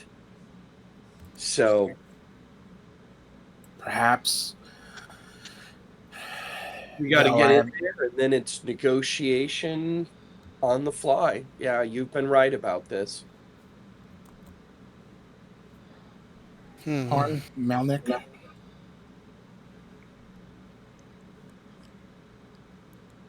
Not quite sure Tholians would care what they're disrupting. I mean, kind of looks around.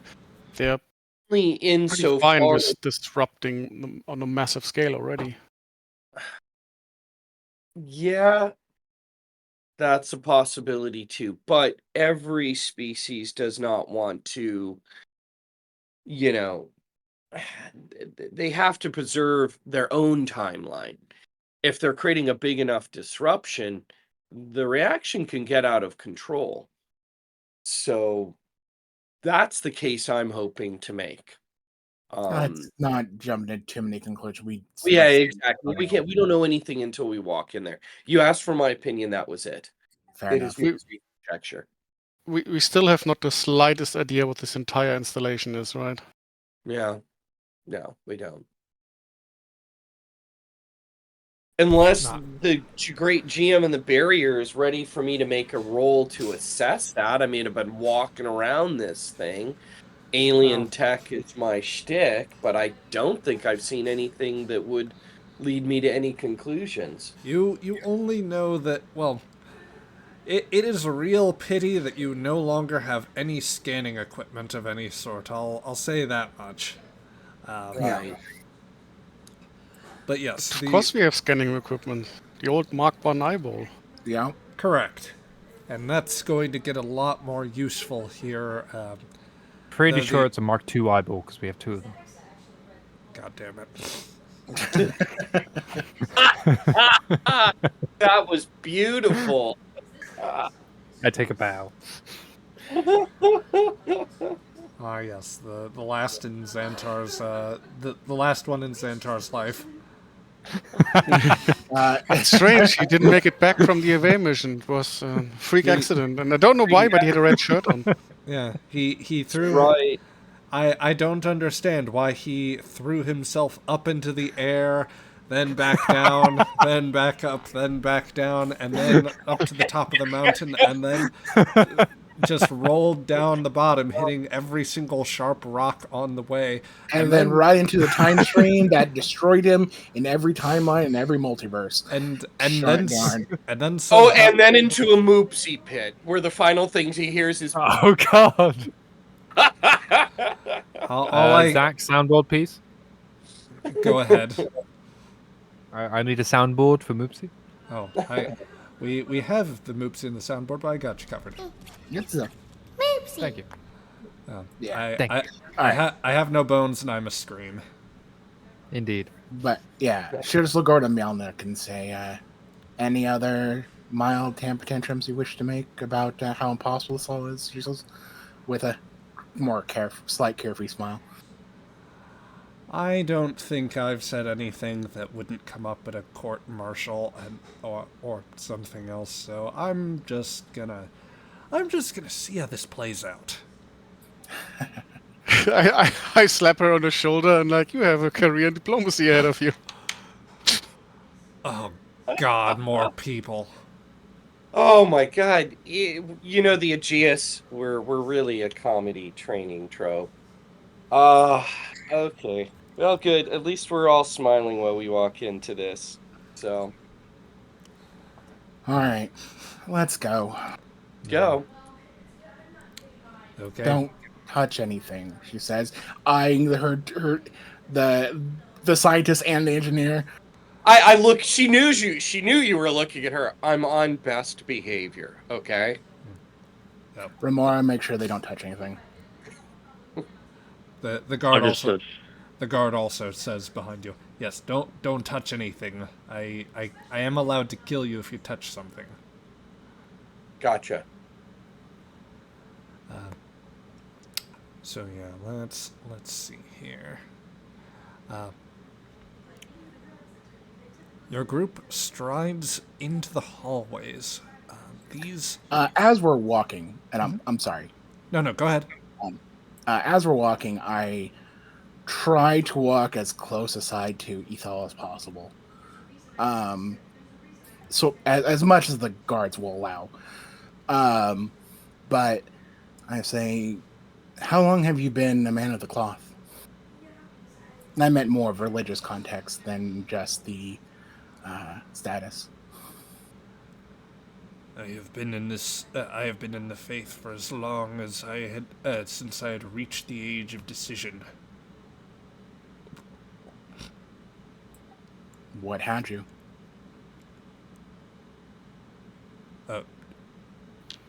Sorry, what was the query? Sorry, that was more of my poor context. Just what made you give such a big decision? I have, for as long as I have been under. When I had heard these stories, I had known I had known of the faith. I had heard everything there was to know, and I never needed to see anything to have the trust that I do in the Bright Lords. And yet they still provide a sign of our faith every day, he says, gesturing up. As you step into the entrance, there is one more emission of energy taking off into the sky. I've never needed... Can you tell what energy it is by the color? And a height. No. No, Yeah, in that's not Star how it Trek, works. color is very important. It's exactly how it works. No, it isn't. Yes, it is. I mean, in Star Trek, arguably, you could argue that. It's literally how it works in science. Yeah. Oh, look at that. Ethal's giving a heartfelt monologue and nobody's paying attention. The captain's paying attention. The captain's paying attention. Meanwhile, everybody's like, "Oh my God, Stewart! They Stewart from like thousands of miles or millions of miles away." What does the energy do? Sorry, go ahead. Continue. Yep. Ethal continues. I have at times wondered what it would be like to live in a world where one does not have the ever-present beneficence of their gods to let them know that they are protected, that they are doing something, and that together, by faith and by works, that a future is always safeguarded, and that one day their people will move to an even better place when threat should come to them.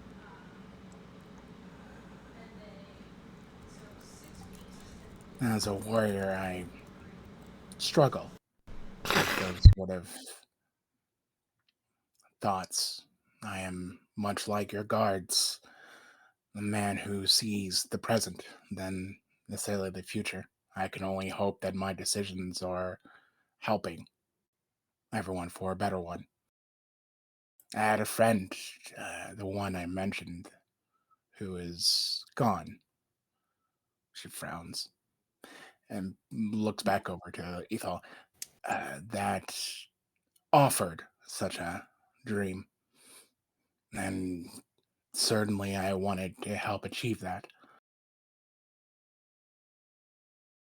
Though there are many things out there that get in the way. Or at the very least seem to take their pride more than wanting to help for a brighter, more friendlier dream.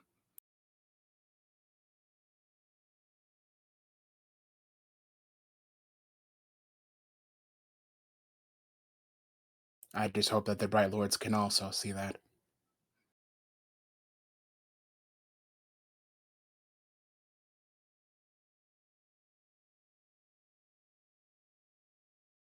Did I die? Hello? Once again, No. muted Roll myself back, there. That's considering your words, you know.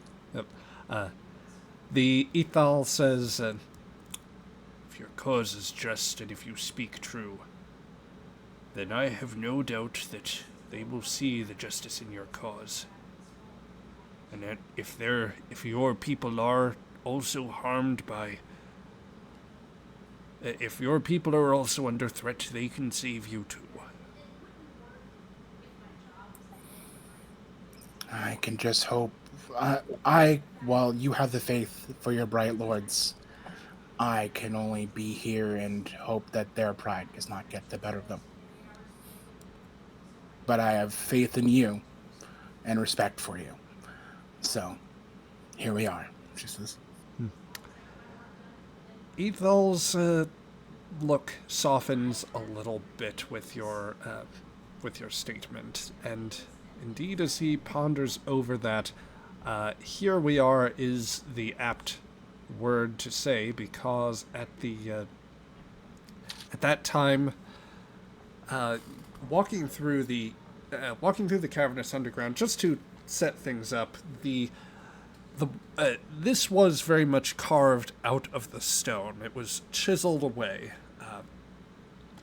The lighting or the illumination in these caves, which they are mostly like cavernous wall, every so often like buttressed by stone that has been set up and arrayed to like create different thresholds and columns.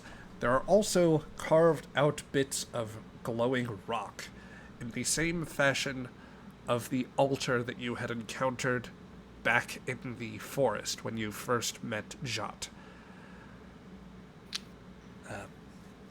There are also signs along the way of various offerings of materials that have been laid out and folded. Some of these appear to be what were living offerings, being tended to by others within the temple. Probably some live animals, some like full-on dishes or crops.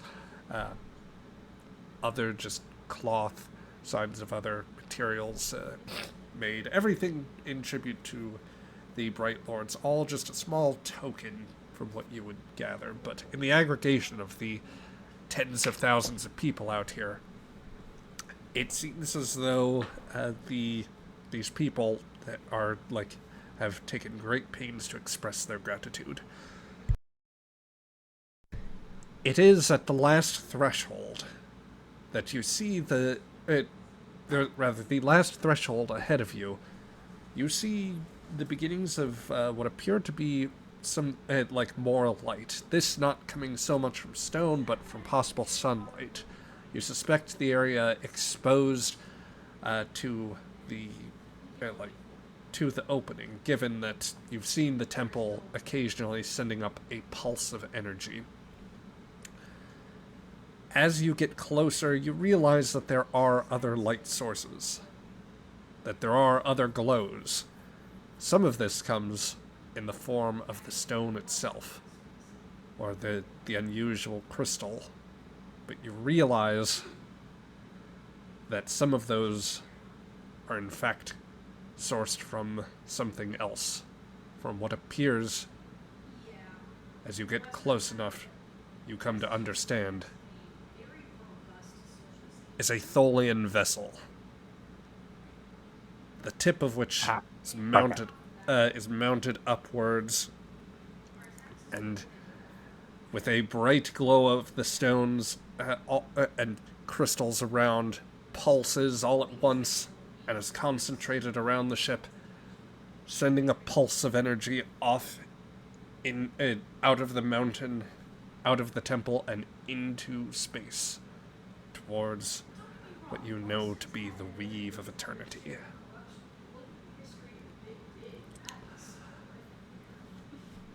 I should ask here, guys, it is possible that I have the way things I've written. It's potentially risky, but we could get a little more. We could get a little more spicy, a little more action, and we could also possibly finish this. It may go just a little bit later. I ask you now, while we have time. Are you guys? Yeah, I want to get a drink. Let me grab. I'm a good. drink. I'm good. Yep. I'm good. Okay. We're good. I'm good. Locked in. All right.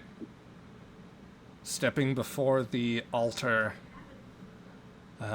Jot cries out and says, "Bright lords, I must submit myself to your judgment and those of others beyond.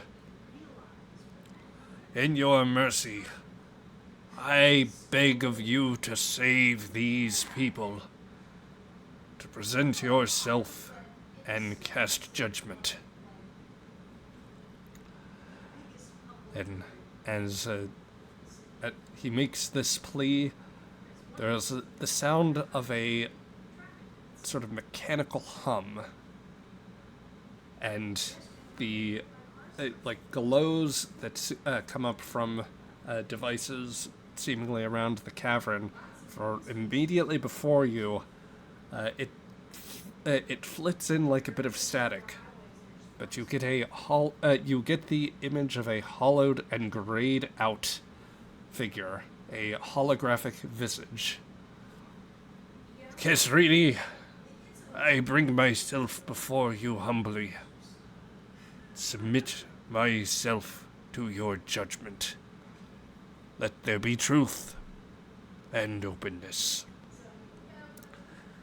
And we're gonna break for the scene for a moment as the holographic, as a giant visage of a holographic Tholian appears before you. Oh, great.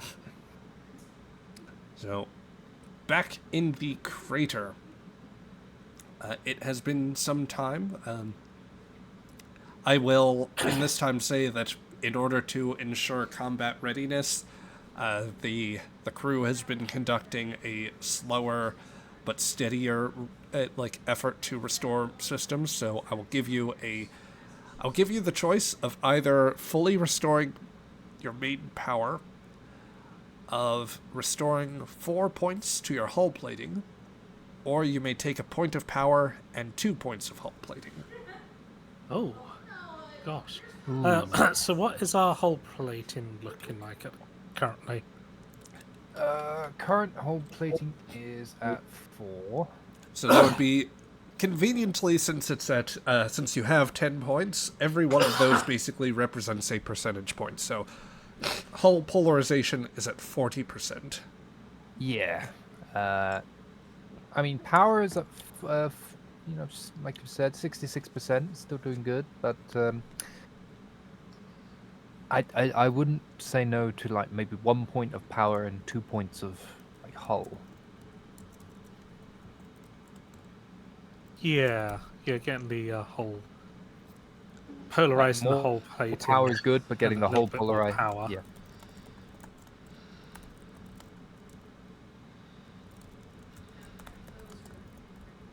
So yeah, I think we'll go with that then. I think, Zach, we'll go for another bit of power and 2 more hull polarization. Okay. So, let's see. While you can assign those points, while this is going, Thank you. I'm going to ask Steward to roll a task for me. This will be a reason plus science roll. With the lunar interference, I'm going to say the difficulty of this is 2, just to get past that. Difficulty 2. Yes, this is for Steward, reason plus science, assisted by the ship's sensors and science. Technically, the sensor suites will cut that down by 1, I realize, so... Alright, I'm going to spend that 1 momentum. Yep. For cautious science. I have the ship. Sounds a good idea. We might be able to make some momentum back, maybe. Atmospheric science, stellar atmospheric science. I'll give you a stellar sciences sort of thing. Sweet. Okay. Alright, let's roll. Nice. Ooh. Okay. All right, that is 3 successes. So you, after expending your point of momentum, you gain 2 back now. Excellent. Good. Yep. Good gamble. Well done, Steward. We don't know what you were doing exactly, but good work. Well, let me relay that here.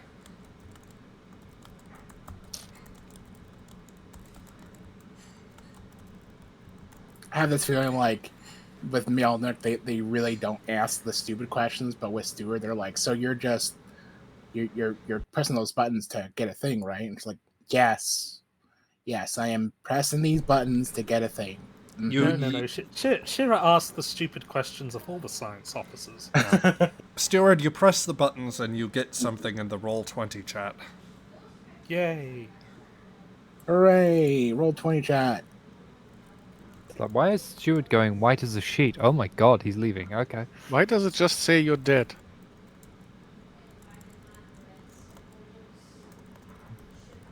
I'm pretty sure there's a question mark there. No, Yeah, she no, does that's go not- white a little bit. These are Oh, crap. these are more, right? Not just the ones we've already seen. Well, so as best as you can tell, best guess is that these signals are breaking off the main engagement. Oh boy. She definitely goes pale. Sir, Yep. a D4 cruiser and 2 birds of prey, my best guess, are breaking away from the engagement and warping around the other binary star. So they come in this direction, presumably towards the planet or the weird anomaly. I'll give you for free. It looks like it looks like the cruiser is breaking towards the anomaly, while the 2 birds of prey are on course for the planet. The birds of prey are making planet side, while the cruiser itself is heading for the anomaly. Sir, Remind me again, how many total Folian ships are in this particular bit around the moon, planet, and anomaly? As far as you know, there are 6 in total in the system. 3 of them are presently with the Kazinti vessel. 2 of them maintaining a web around that, while 1 of them is free. The remaining 3 are playing sentry near the anomaly. As an update, I will say that here, let's move to the battle grid, everybody. Boy. Exactly the words you like to hear. Well, why would no. we need to No, battle? it isn't. There's no battle. Yeah. We don't want it. We don't want battle. Hmm. Yep. So So at the free guard in the anomaly will engage the Klingon cruiser. The 2 birds of prey will probably be engaged by the ones currently on the Kazinti vessel. They'll probably let that go, considering the state it's in. Hopefully. Assuming the I Kazinti hope don't do- I hope the away team finish their job soon. How long until they get here? Justice will chime in. Based on what I'm getting on navigational sensors, they're going to be the cruiser will be in attack range within about 90 seconds. The birds of prey close to a couple minutes. It does look like the Tholians are breaking off of the Kazinti vessel as well. Well, that's going to be fun. Let's keep tabs on how this little battle's going to play out. If the away team need picking up, we might have to fight our way through the middle of it.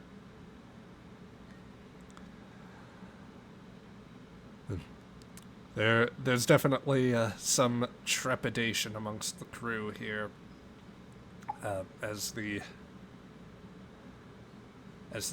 everyone prepares for the likely encounter. But let me go ahead and let's see real quick. Talk faster, away team. We're doing Do what we diplomacy. can. Do diplomacy faster. We are limited by the technology of our time. Okay, sorry, I'm trying to get the bird of prey to work here, but Maybe if you killed the Kazinti cruiser instead of letting it just sort of hover there. I mean, I distinctively remember mentioning that maybe a flare in such a target-rich environment would not be great, but someone thought it was a good idea. Worked perfectly fine so far. I can't wait for Shira to get her own command. It's be hilarious. It's just like a 90s cop movie. Just like Starfleet Command, Shira! Okay. Hey, Now we I know wasn't where the one who Solek got his attacked ideas the from. innocent, unarmed people. Okay. You have to bring that up, don't you, Craig? Yes. Well, I think you will It find was it one legally. time. That legally they don't exist for a couple million years. So Okay, charges won't be brought for 2 million years then. A couple of thousand, but another. yeah, millions. If they're still in planetary distance, it's millions to billions of years. Yep. Xantar falls through the time stream right in the Kesrini court. Why am I here? With just a towel. I mean, always remember your towel. Yep. So the charges are assault and public lewdness. Look, it was one time. You have 457 times on record. Oh no, future is dim. All right. So the apologies for the slight wait there. I had to actually just pull out. I couldn't do my nice cutout version because I'm experiencing some malfunctions here. But I am going to say that combat is going to start, or there's going to be a round started here as 2 birds of prey warp out immediately. The Tholians will have just enough time to disengage their web. But the Klingons are going to get the first attack here. So let's see how they What are we going to do, sir? Let them fight. But I think it'd be an interesting freeway battle because I think the Kzinti will quite happily shoot anyone who's coming their way. With what? Hopefully they get caught in crossfire. Klingons, fantastic. And the sheet doesn't appear to be working that well either. Okay, let's... Oh yeah, that's a bad sheet, isn't it?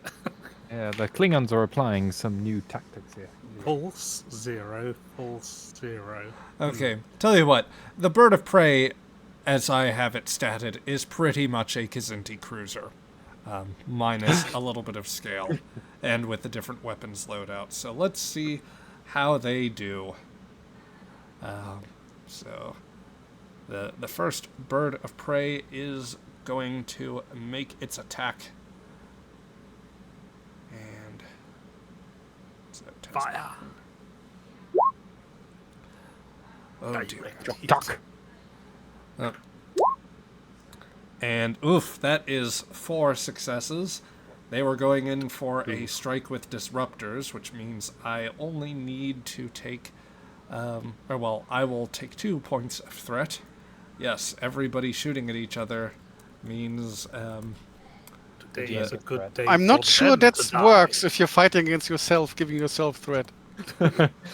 Oh no, I'm fighting myself. I get 10 Well, threat from this one roll. Oh no, they escalated against the other, and they're escalating. So more threat for me. so Oh that is- no! well, that should be with vicious there. Let's try to. Okay, so the disruptor cannons lash out at the first of the weavers, hitting them for that's 5, 6, 7, 8 points of stress. The lead Tholian ship is going to take breaches. We're going to go to NPC rules here, which, that's enough to breach their shields at the very least, because they can only resist about 2 points of that. Will it be enough for a second?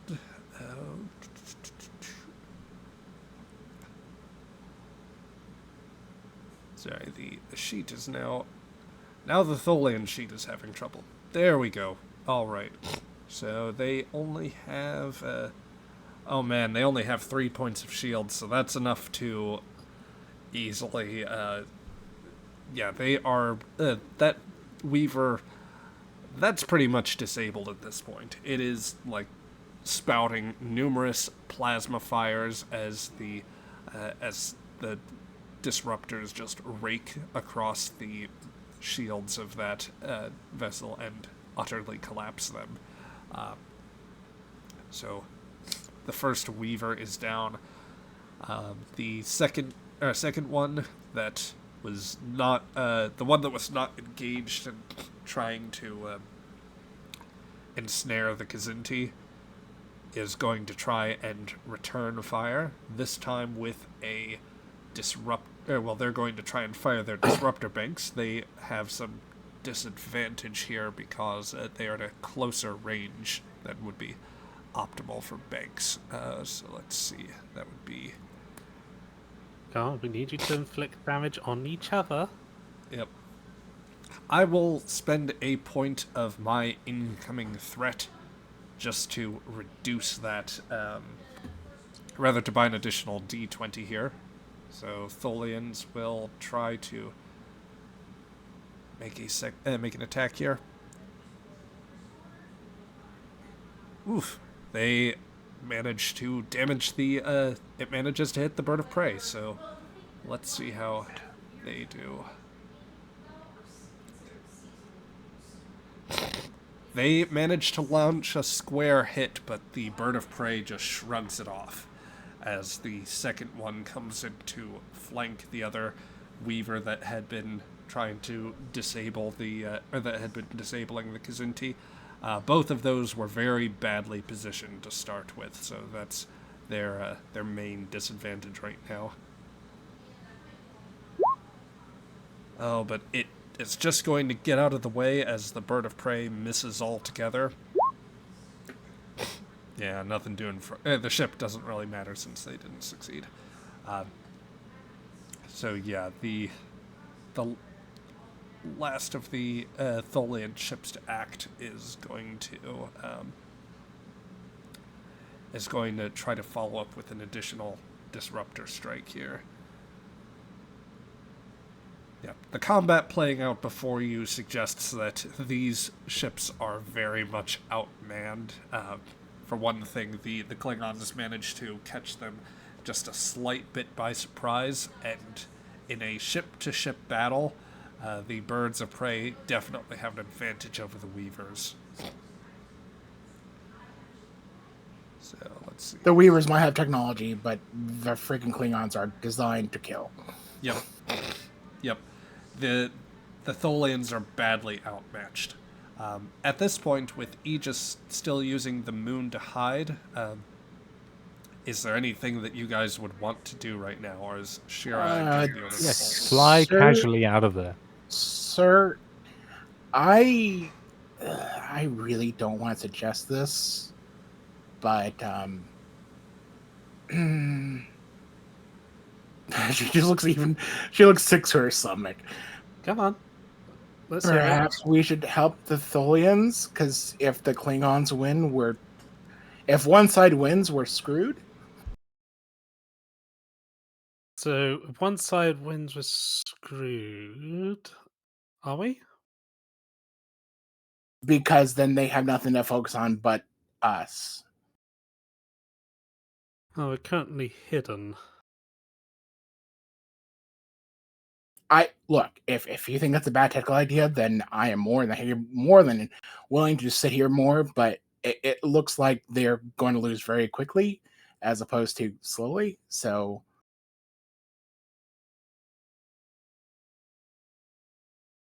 I don't know really.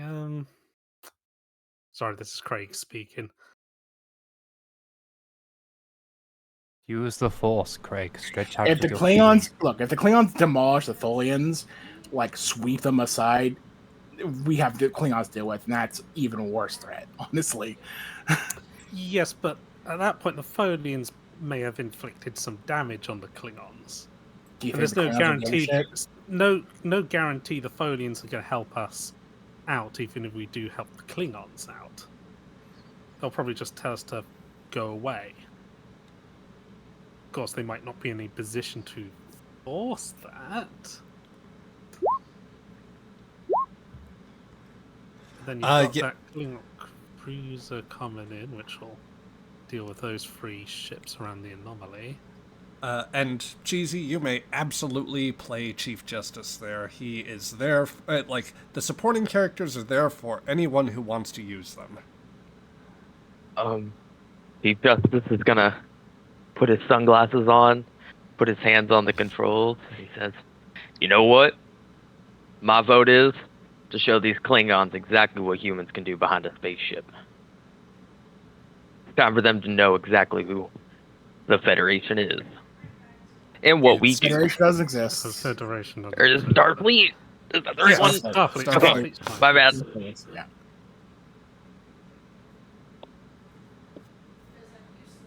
Yep.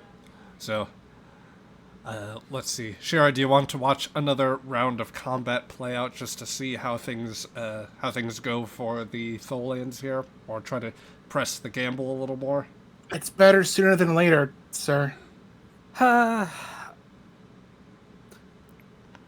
Okay. Let's say hello to the Klingons. Let's give them a nice little greeting. What range? Oh gosh, are those the actual range? Jesus, that's a big cruiser. It's taken up half the system.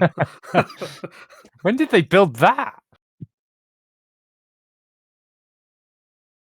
It's going into some Star Wars level size, or 40k, I think is more accurate.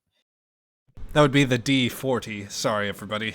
I'll scale that one down. The D40k. Okay, good. Okay, right. Right, so those are the actual range increments. Just checking. Yeah, basically everything in a square is considered close range. Anything Knife fighting. beyond that is medium. 2 zones away is long. Is how I'm running this. I And mean, anything that's beyond that is really extreme. good phaser cannon range. Yeah. Okay. Let's target the nearest Klingon ship with phase cannons. Okay. Would you like me to initiate an attack pattern, sir? Oh, I've only got 2 momentum. You could spend it to keep the initiative, and then that's Yes. basically 2 tasks that you are doing. Yes, you're right, and and the attack pattern reduces the difficulty to hit. Correct. So, an attack pattern would be a... Just double checking here. Daring believe- plus con, I believe. I think that you are correct. Yes, daring plus con with a difficulty of 2, assisted by the ship's weapons plus con. If successful, until the flight controller's next turn, all attacks by the ship reduce in difficulty by 1 to a minimum of 1. Okay, attack pattern alpha All right. to justice. You got it, sir. Let's get it. Push us forward. All right. Cheesy, daring con. 2 successes, so you already meet. Whoever rolls for the ship, weapons plus con. Mm-hmm. This does also consume 1 point of power, so be sure to make a note on that, or reduce that. Will do.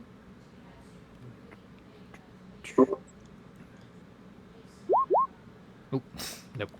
Well, you still succeed, so tell me, the Aegis will take off from its polar position.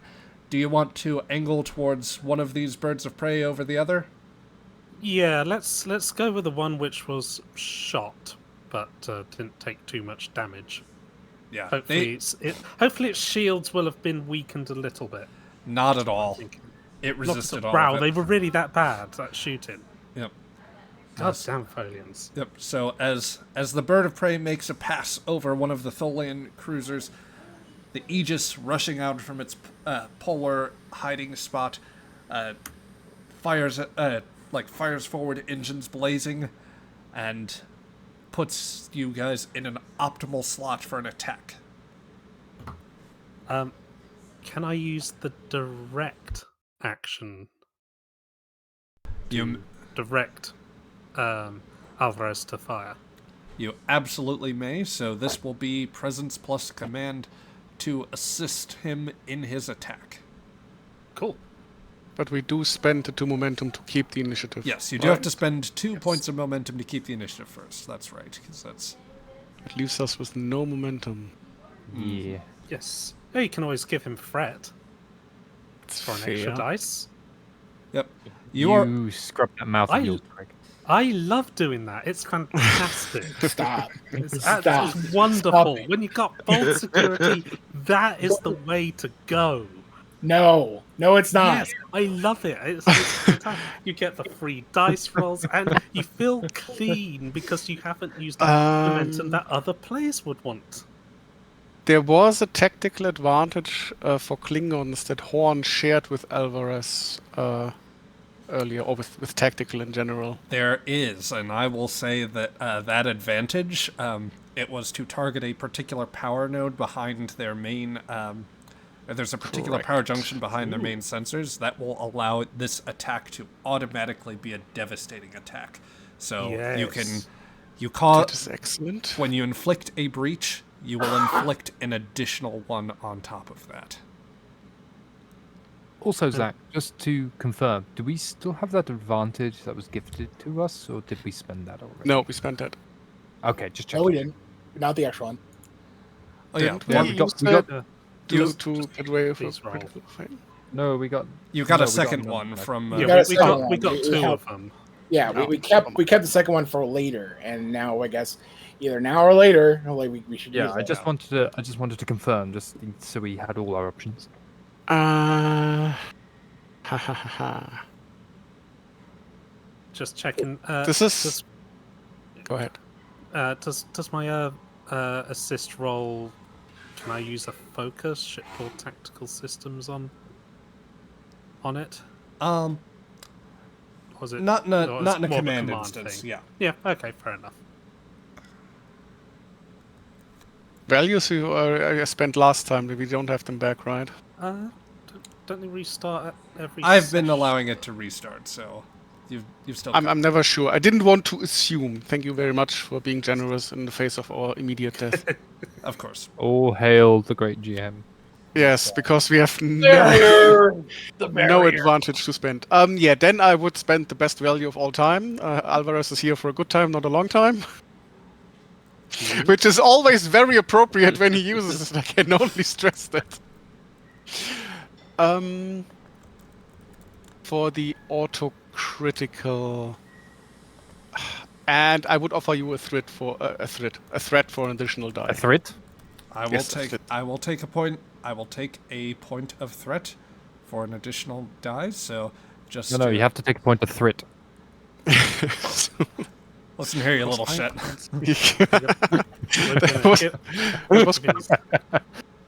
Control security, was that correct? Yes. Good. I have a focus, 3 die. I'm delaying my roll because I'm scared. Fire. Do it. Do it. Okay. That's that's 120. All right. So, first and foremost, on the overall successes here, this was a difficulty 2 task. The ship can also still assist with weapons plus security. But right now on the board we have 2 points. Ship says no. We have 2 successes from Marcus, plus 2 for the auto crit, and 1 for Shira's command. So that is 5 successes. Therefore, you have 3 points of momentum incoming right now. You also, Alvarez, you have rolled a critical failure. So the question would be, do you accept a narrative complication? Do you grant the GM a 2 points of threat to ignore the complication? Or do you wish to buy it off with 2 points of momentum? We got a couple. Got 1 momentum back from we didn't we? We got 3 get because of 3s. the 3 at That's the okay. moment. If we could we roll damage first, because those little those what you call that Versatile. versatile thing could add a lot of momentum to this. I think I'm going to ask for the determination or the going to ask for what Felix wants to do first, since that might affect damage. I mean, I'm always for the narrative complication, especially since Alvarez has rolled really well and he's really young. So it's time the other shoe drops. You know what I mean? Whatever that means. That's fair. We're about to find out. I have a narrative complication in mind, and it Fantastic. will not affect your roll on the Bird of Prey. So go ahead and roll damage. Oh god, Okay, cool. destroying all 3 ships at the Roll same away. time. Face cannon. Good news. We hit the Klingons. nice. Bad news. Oh, we also that's- hit the Tholians. That's brutal. That's Ooh. another 3 points of momentum too. And it's Yep. devastating. Yes. so that's filled our momentum back up. So just to make we're back sure to that we 6. have that to go in order here, you've rolled damage with phase cannons. That is a total of 9 challenge dice on that roll there. So for 9 points of damage, the attack on with the attack on that Bird of Prey, you have they resist 3 of those points. So they will only take 6 points of damage to their shields.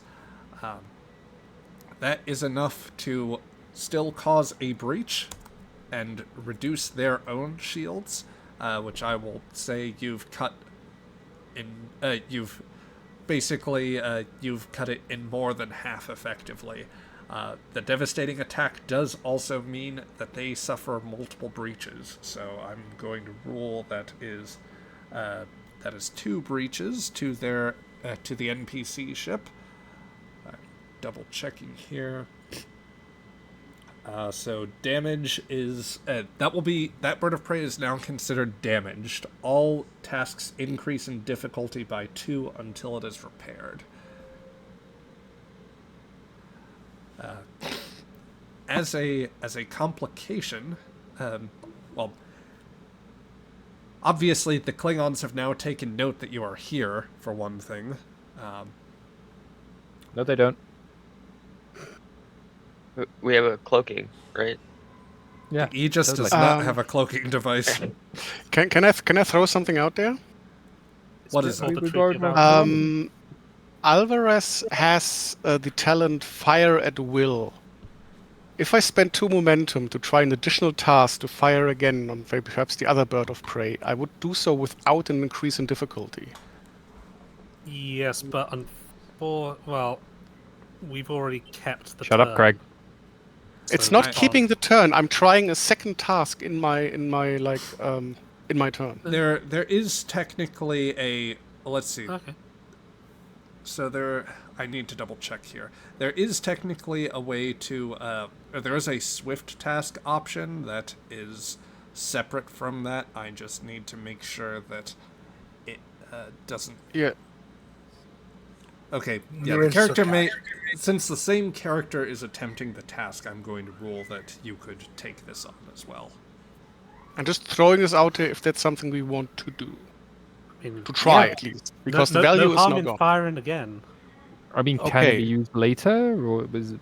I mean, the talent can be used all the time, but Yeah. Okay, then yeah. now, I'd say now go we're ahead. still fine. Oh, Okay, once then the- spending yeah. 2 momentum for the swift task. Cool. 1 momentum for a third die.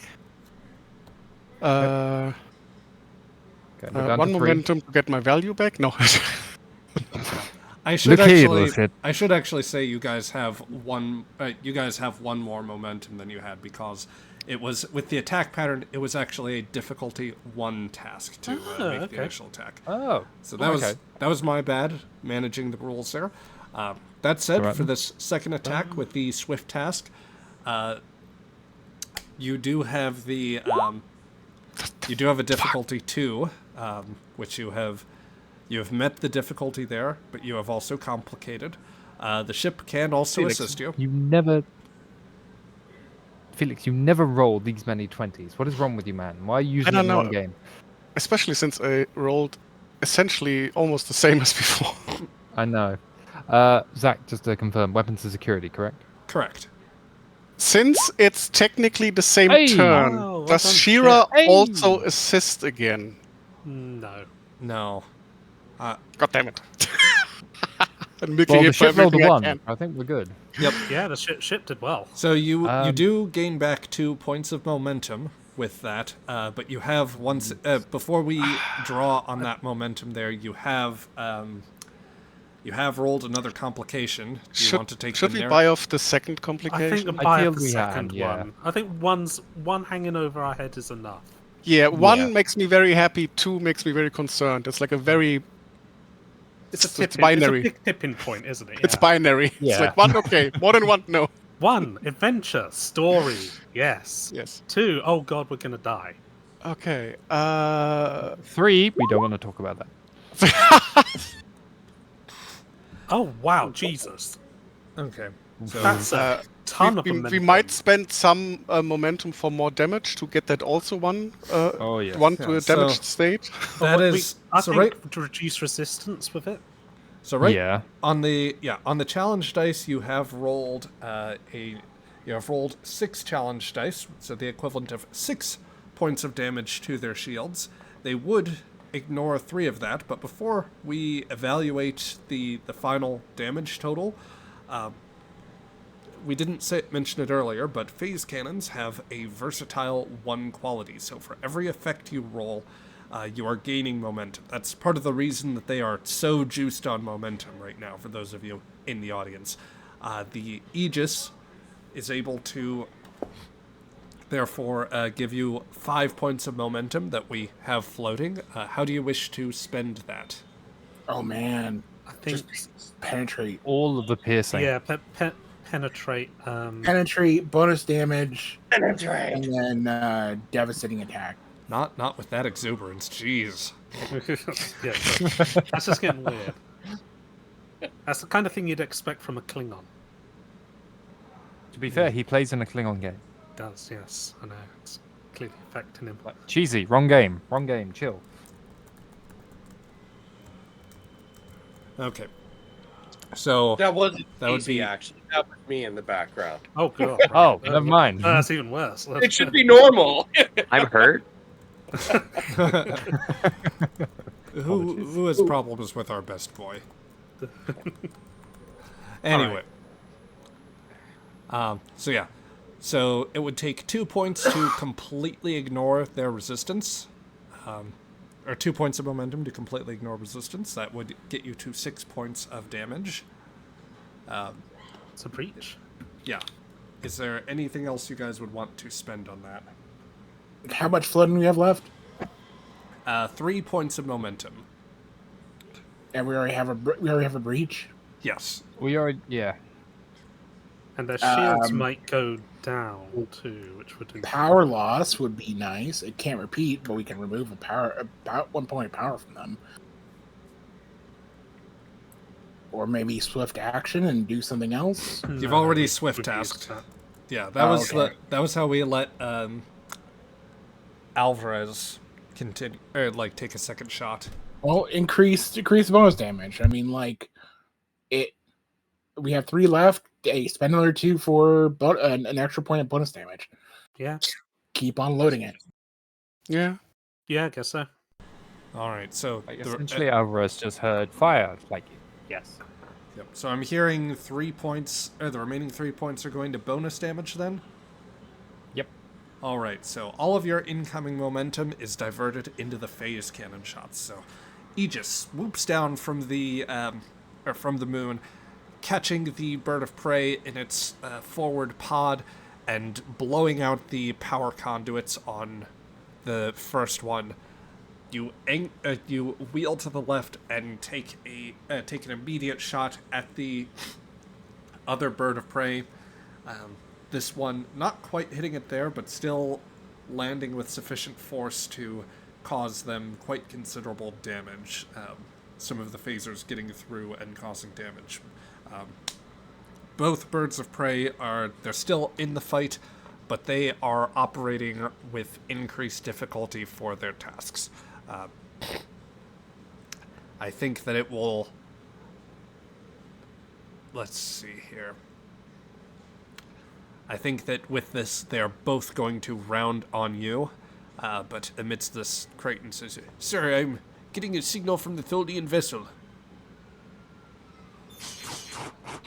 Audio or visual? Audio only. I'm running it through the translator. Yeah, let's hear what they have to say. And the Tholian vessels sound like they are... They are uncertain as to how they feel about us, I think, but they do appreciate our assistance here.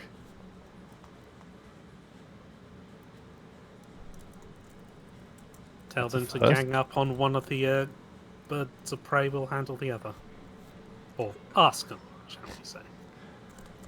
Hey, sir. As this happens, Alvarez and Stewart, the complication comes into play as your sensors indicate that now you have been targeted, but it is not in fact by the Klingons, and Fucking cats. radiological alarms are now going off. Sir, the cats have woken up. Oh, good. And you look and you see on your sensors as not just multiple drones, but almost every drone that they've got starts launching off from their missile pods. Unfortunately, I'm going to succeed at cost for them to launch off a salvo. Boo. The Tholian commander insisted to fire all the missiles. The weapons officer, or rather the engineer, probably said, we cannot fire off all the missiles. Our launchers are not functioning properly. Weapons officer's dead. All right. Yeah. Well, and fire them anyway. And you said Tholi, you mean Kazinti. Kazinti, yes. Yeah. So the Kazinti tried to fire them off. The boosters fired off, but not all of them launched out properly, and the proximity sensors went off. So let's let's roll, because it's happening sequentially. Let's see what happens when multiple nuclear devices detonate in a Kazinti warship. No, nothing good if you're a cat. No. Meowsters! Famous last words. God damn it. All right, let's see. So I think that for a salvo, that should add 2 points, I'm fairly certain. As that's happening, she just kind of gapes. They're launching them all the missiles. I can't quantify the amount of megatons, and getting hit by explosion, I imagine. You just hear over the comm systems, fire the missiles! Zach, we need Robotech music, because that's what they do in Robotech. They just fire everything off. Yeah, The Kazinti weapons officers saying, "I'm sorry, Captain. I got distracted by this string hanging down from the ceiling." Who put that here? Who put catnip in Zorka's tea again? All right. Probably the doctor, considering his tea choices. Shh. So let's see. I'm just double checking here. So I drop 3 points of threat to fire off a salvo of torpedoes. First, let's see. That will increase the damage and gain the spread effect. Let's see what that does to the Kazinti first. Dead. I mean, yeah, probably, but just, indulge. Anyone who survives will just want to have died at that What point. happens to cats in the nuclear explosion? The same thing to as everything else. Okay, that's supposed to have vicious and spread there, so that is 2, 4, 6, 8, Who do we 9, annihilate? 10, 12, plus another 6 from spread. Also, doesn't this bypass any shields or anything because it happens inside? They don't have any. Yeah, they're... So it doesn't really matter at that point. Yeah. The Kazinti vessel would first go up in a nuclear fireball, then an antimatter one. Oh, God. Which is going to cause its own problem in a moment. With 6 ships right around it. This To be is fair- the best comment I've heard in years, which caused its own problems in a moment. I'm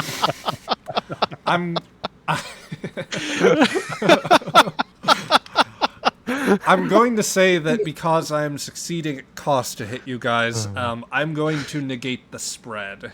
But they're still going to hit you Fair. with Question, Zach. Isn't the ship the ship was like surrounded by the Tholian cage at the time of the explosion with the they- cage? No, they had to drop it. They had to drop it to pursue. had to Oh, do right. They did earlier. Yep.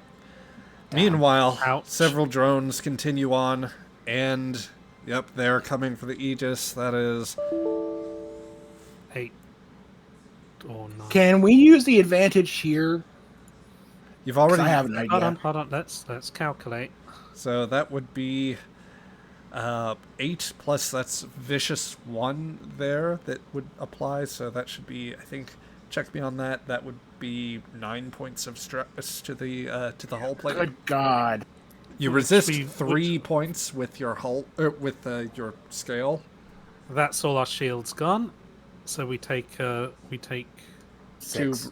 we take 3 2 breaches. breaches. Oh, three 2 breaches. breaches. Okay. No. You're right. Well, what? Yeah, it's just 2 breaches because this doesn't have high yield. So a wave of nukes, fire out. Chief Justice tries to maneuver as best as he can around that, but one torpedo's going to catch. The first torpedoes are going to start catching you amidship and along the front of the hull.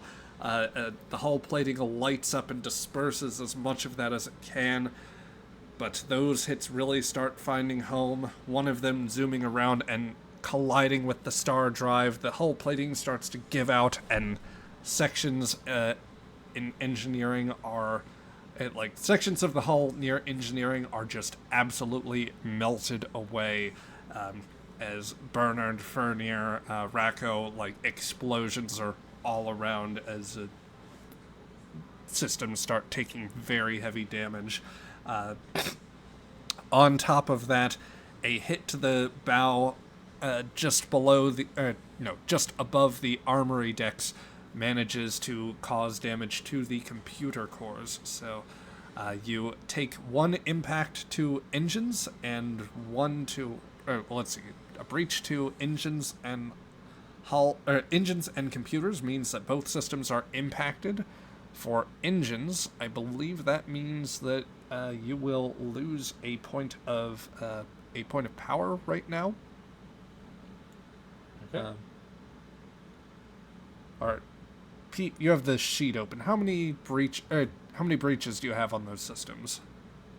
I have 1 breach on engines, 1 on computers. No, that should be. I don't think we added the breaches from last time, so that should be 2 computers, 2 engines, 1 structure. Okay. All So I've got right. 2 engines, 2 computers, 1 structure. There we go. Okay. Yep. So Aegis is taking a major pummeling from this as the nukes cause some major hits. I am just narratively going to rule that as the Kzinti vessel blows. Oh, hold on. its Sorry, I'm sorry. I think that was the.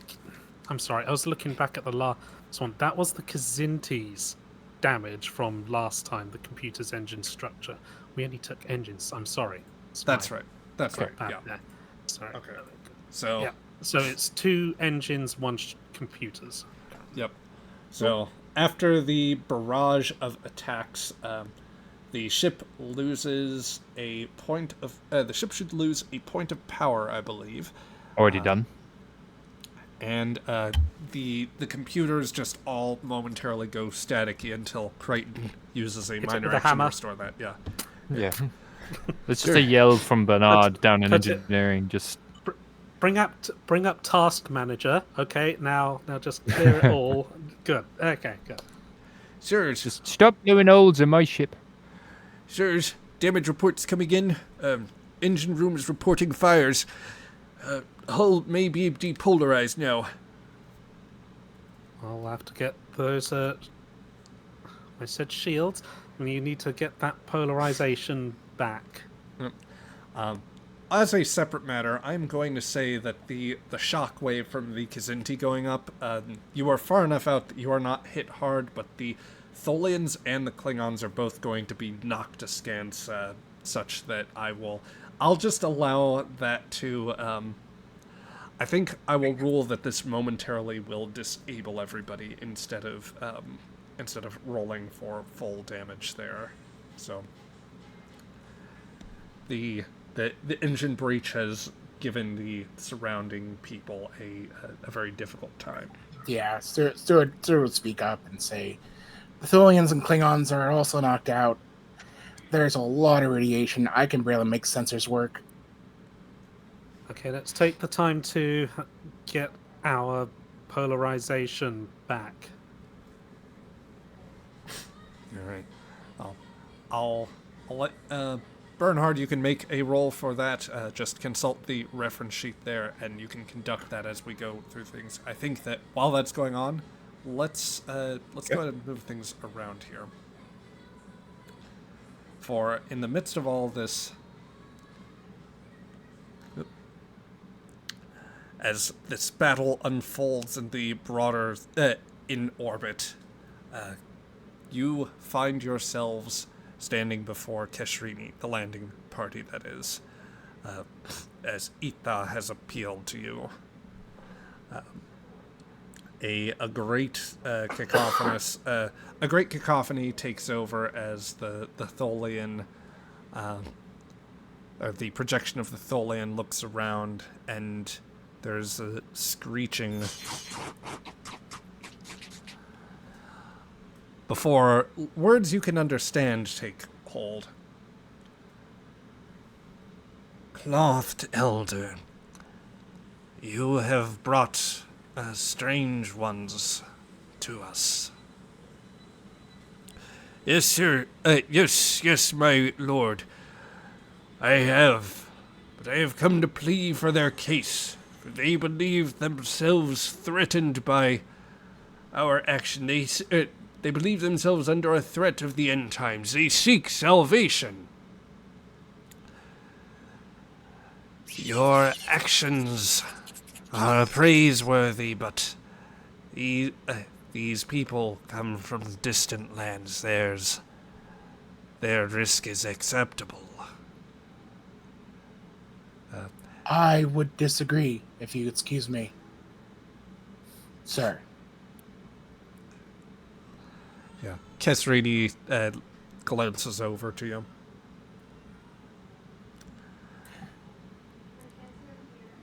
I do not understand the actions you have done outside of that it has been a considerable resource for the Tholian people.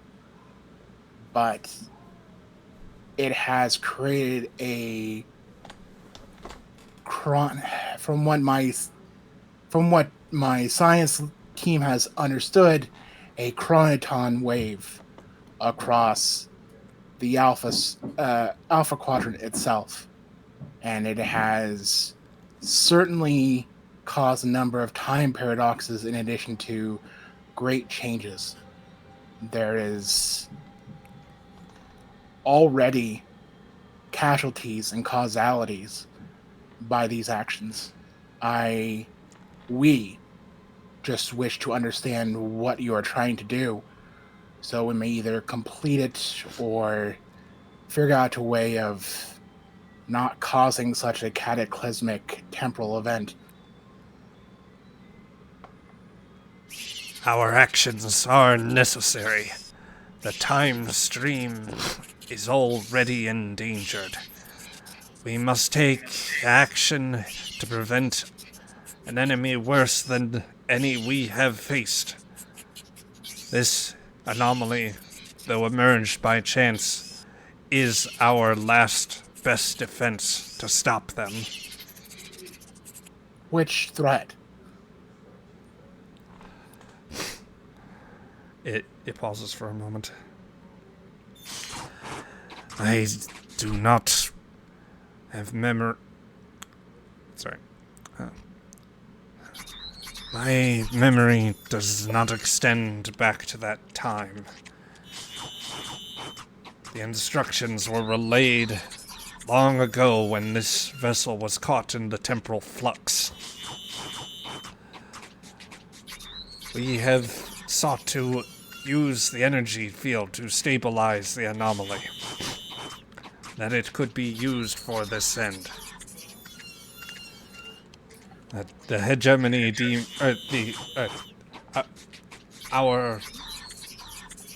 our force, our assembly has done so to stop this enemy.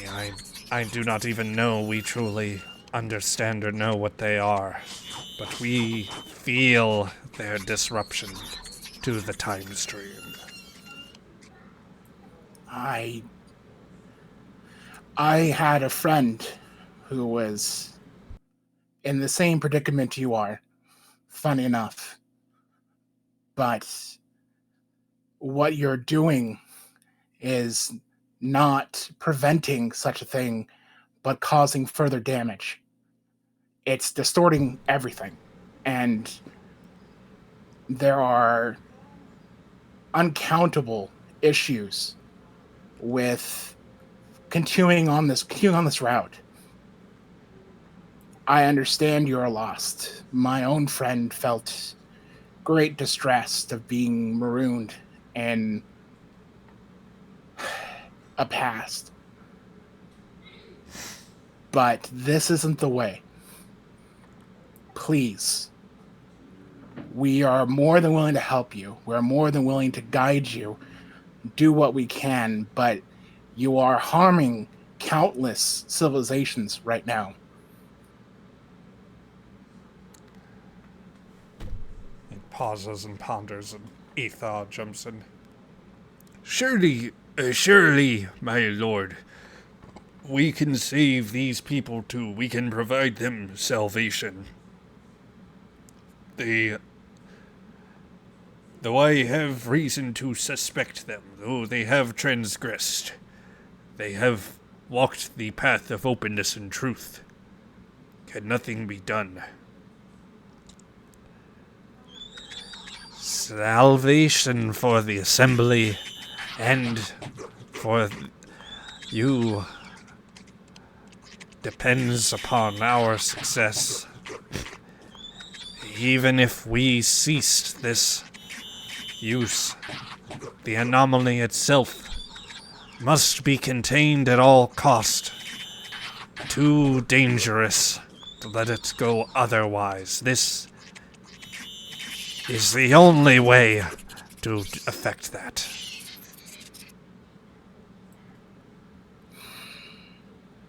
Then let us help you. Must be Let us something help we you. can do. What do you propose? Our ship is a science vessel, one that has a great many tools to help. And certainly we have a great many resources and a diverse population with a number of skills that we can provide to hopefully contain this anomaly.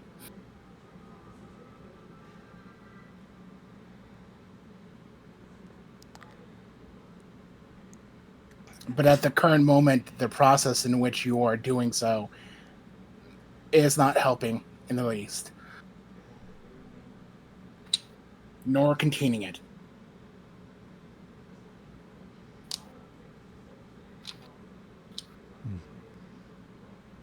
The Tholian is well, they are inscrutable near as you can there's just no way to assess it in the way that you would any sort of conventional sort of being of any sort. My Ethol here has a number of faith in you that you would make a right decision, one that you would see wisdom beyond pride. You're after all a bright lord, one they see to have higher value in morals and their own above their own sometimes selfish desires. I only ask that you have an open mind in everything that is happening, and that we would not be here talking to you if we did not think that we could have a conversation and that you would consider.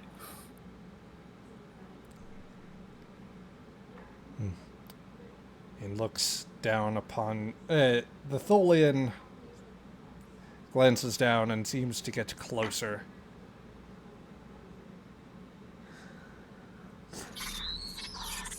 I understand your predicament, and I know that what we are doing could bring harm to many. Long have my ancestors and I been here, tasked originally on this mission. I do not relish continuing or to devise it in such a way. Then let us help you. Well, if we release you today, if we stabilize it here, if I were to help you, would you vow, when the time comes, to face our enemy alongside of us?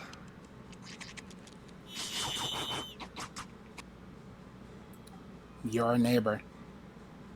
If your neighbor was under threat, would it not be a good Samaritan to help them? I see no reason why not to refuse. I will give such a pledge.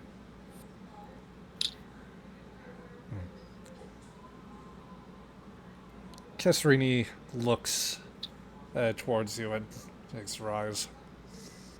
Arises.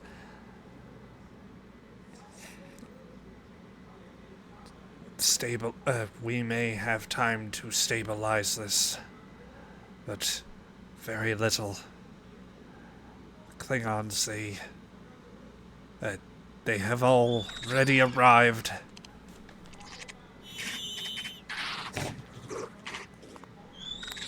I will ask you to assist. Are there any among you skilled mechanically? That's me. Everybody points to Romanov. Yeah, she looks to Romanov and kind of mutters, "Keep it short and direct, Romanov." Yes, ma'am. Bring forth their equipment. And Brian, I'm going to say, just out of time, roll as we do this, daring plus engineering. And Did you get my private message there about what I was thinking of? Go check. I sent you a PM. Just I'll say not. So Brian, I'll say I see it. Not quite relevant. I'm going to say, yeah. Give me a control engineering roll. Difficulty will be. I'm going to set this to 2. I'm spending a point of threat to increase your complication range. I will permit a focus, but go ahead and roll that as we go here. Okay, I also want to blow a determination on this. Every problem has a solution. Yep. Go ahead.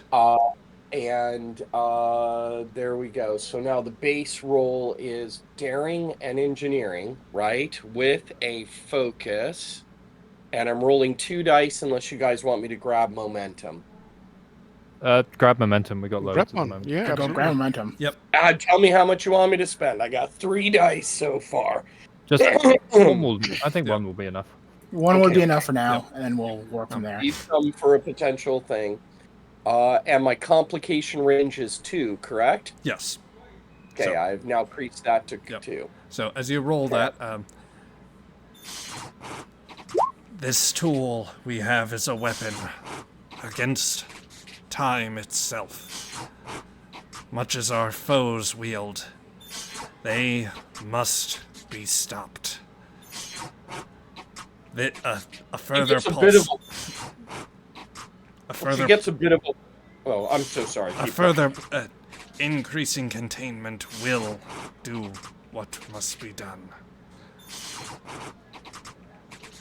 And yeah, with the basically you are guided to use some equipment on hand to interface with the Tholian craft in a way that boosts the energy output. The boronite crystals are a good natural channel for our equipment. She nods. And with a sudden surge, a great emission flies out, brighter enough for discomfort as it soars out, and breaching the skies and flying out into space. As it catches the web, it does so at an inopportune moment, for it passes simultaneously through a D4 cruiser, distorting it, and rendering it, attempting to close in, but just briefly, very briefly, for a moment, it shatters completely. It decoheres, and in a moment, a bright hold out in space unveils itself.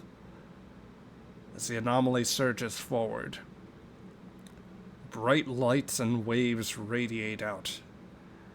With it, deep in that energy, deep in that field, a consciousness. Something that one would think to resemble a face, stretched out through space and time in a way that it could not begin to understand. Base emotions of fear and more primitive sentiments are such that it is... It does not know exactly how to describe its situation, but there's one thing you know for certain as you gaze into this, Saral. It is interesting, but it is profoundly wrong.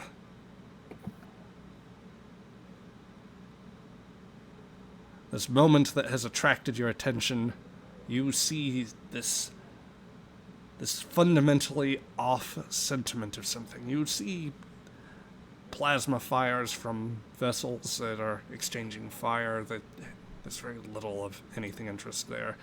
But you also see, amidst that, a familiar set of faces. Humans, as you once recalled. A couple Andorians. A few you don't recognize, but you know vaguely they are Denobulan.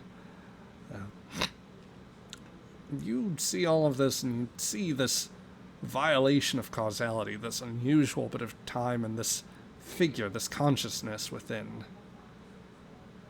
It is pained, and it earnestly wants that pain to end, but it cannot do it itself. As if a hand reaching out, it begs for your help. So, with the machine at your disposal, Saral, what do you wish to do here? What does ending the pain mean? It's like freedom or end of existence? You think that you're not sure you can disentangle this consciousness, but you can at least use the machine to close it off. Or close off this anomaly. And the reason why it's so wrong is because it's so kind of, what's a good word, like entangled with the time stream that causality is kind of breaking apart. Yeah, it's weird.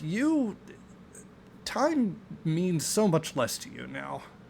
But in this moment here, you're recalling some old concepts, and you're realizing that the machine really doesn't like it when time itself is being messed with in a way beyond its normal linear function. And this is causing a lot of that right now.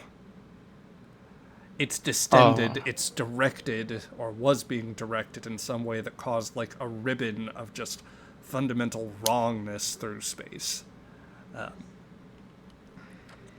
Then I would just try to what's the word I'm looking for?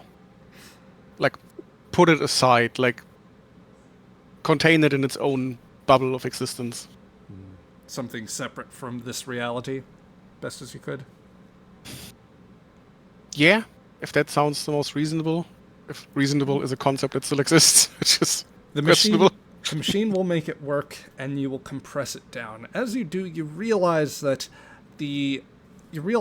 causality will reassert itself, and that there are others around right now. In particular, that one place you used to live when you used to live properly would be caught in that, and the reassertion of causality might cause problems for the ships that are there because it's complicated. You're not sure whether they would survive that sort of transition or whether they would be cast about properly, but you think that whatever is happening here may still leave a mark on them in a fashion.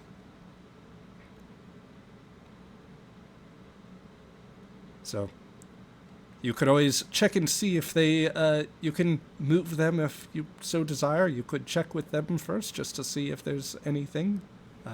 And we can say it plays out on any ships or all the ships if you want to, but definitely if you want to drop by Aegis for a moment. Otherwise, you can just give them a toss. I would probably just appear on the bridge of the Aegis in my best Q imitation.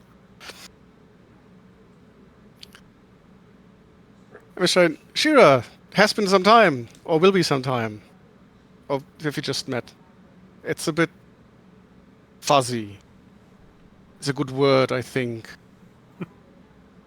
So, just quickly from our point of view, we're seeing the anomaly kind of explode at this point on the view screen. More or less, yeah. Yeah. So Shira's in the process of ordering the ship to hightail it out of there. We have no engines. We got 2 engines. I can fix that. Hold on, right? Anyway. Yeah. I'm working on it. So she'll spin around in her seat and look shocked. Did you just cause that to explode? No. I mean, maybe... We don't have much time. That thing is gonna wreck this ship. Yeah, And time, there's a planet- you're exactly right. It's also going to destroy full the of people planet. down Yeah. there. So I guess you would rather not be here. I think that's reasonable, yes. Yes. Or where's Or the the captain? people on the planet? Where's the captain? As much as I would not like to see her for some reason, I think I need... She's on the planet with an away team. And he just blinks. Where is Gandalf? Blinks away. Yep. Simultaneously, you are looking at a Tholian that appears somewhat distressed, as something has gone horribly wrong. Also, the away team is trying to figure out what's going on too. And then have I made my role officially? Yeah, you had done the thing to help out, but and that's 5. That was 5 successes with my with my determination. I'll say in your temporally extended moment, you also see Saral. It looks like getting the away team, and everyone on the planet to different places that you think could be appropriate. It's probably not good to put the Tholian or the non-away team members on the Aegis. Too many units of individuals and too little space. But other concerns come into play too. In the captain's quarters, you notice that there is a paper chart that seems to point towards some far end of space that apparently the Aegis was going to. That might be a suitable destination for them. The others, there's half a dozen planets you could dump them on without too much of a problem. Though they themselves seem to be pulled by causality in a weird way, they might cease to exist. Only if you leave them there. They wouldn't die in the same way. Tholians, Klingons, they could be scattered, into their respective space. It's not too much of a problem. So do we see Saral? Saral is manifesting in all places, yes. Yeah, All just the- manifesting next to them. So- It's like probably just like behind Romanov, just watching over his shoulder. Yeah, that's breaking. Or has broken. Will broken? Will break? Roll. That's... Ooh, Captain, I'd rather not look at you. This is all kinds of messed up. Wait, is she still here? Then I don't understand any of this stuff. But look, Who's this? What do you know? I don't know much anymore. Actually, look, can you help out? This entire world's about, like, given the shaking of the ground, this whole world's about to go away. And if you can help the people here in addition to us before we be vaporized, That would I be think great. so. Is that a good idea? these people don't Multiple deserve heads nodding. it. These people don't deserve it, and I don't think our crew deserve it. Well, I suppose.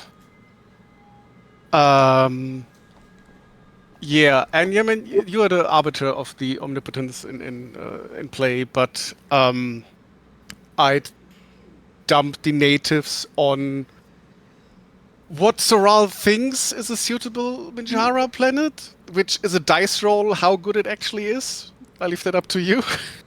He has good intentions, but you know how he is. I'm going to spend that. I'm going to spend that advantage here to give them a nice paradise world that they would really like. Good idea. They land on Risa. Hey! And somebody turns the little thing out. God. Welcome. Oh God. Then I would. Squawks is fun. How entangled is the Tholian here with the entire situation? It seems like they've been here a little while, and they're in a state where it seems like they must have flown in with the. They probably got involved at some point when this system was reshaped by whatever the anomaly was. So,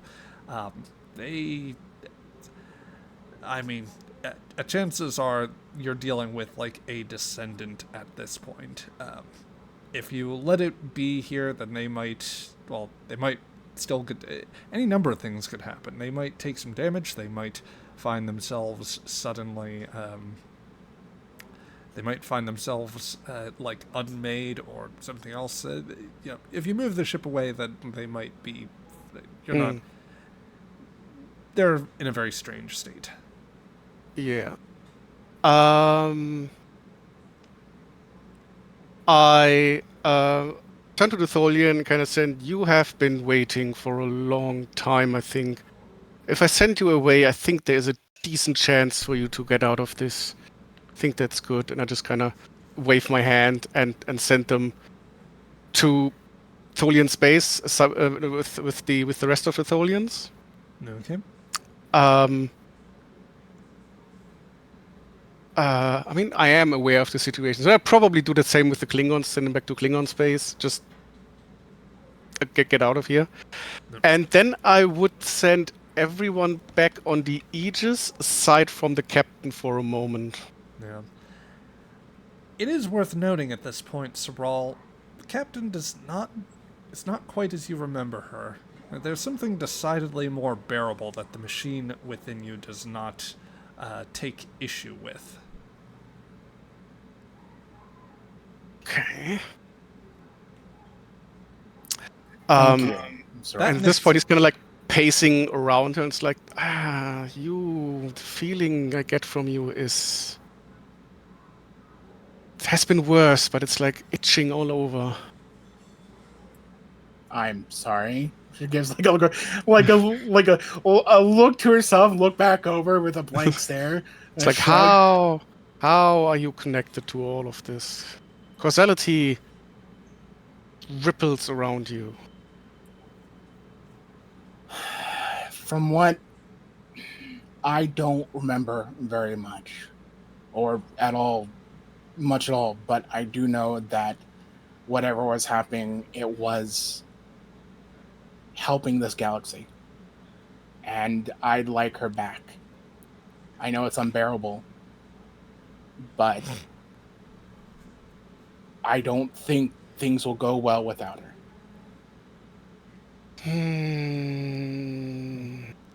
Saral, glancing at her, it's worth expressing some semblance of how you ascribe consciousness, or how you perceive it, and the best way to describe it would be the sort of... It's almost as if watching clouds hover around people, or like as if they had like flies or some small particle zipping to and about. Everybody is different. Everybody has different sentiments, but you're used to roughly a certain type of expression, and you can pick out some subtleties and emotion in the differences between the two. Sharp, as you know her now, is looking closer to standard, though there is something still a little off. But you can see that for as long as this anomaly continues to exist, in the time before you have it fully compressed and sent away, that it seems that that wave is squelching something. As if that wave, as if those particles are caught in some sort of fire. Something that you remember in a time past, weird as time is to you now. Something wreathed in blue. Something a lot like other particles, but something that just... something you cannot quite grasp, and something that the machine does not want to grasp. That's a problem. And interesting.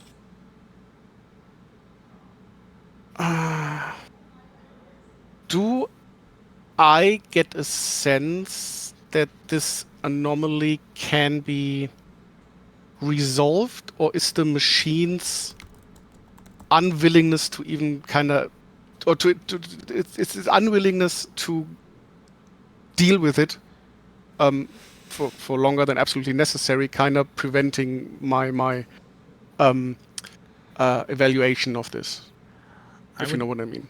I would say that this is something that is currently beyond you and is likely to stay that way.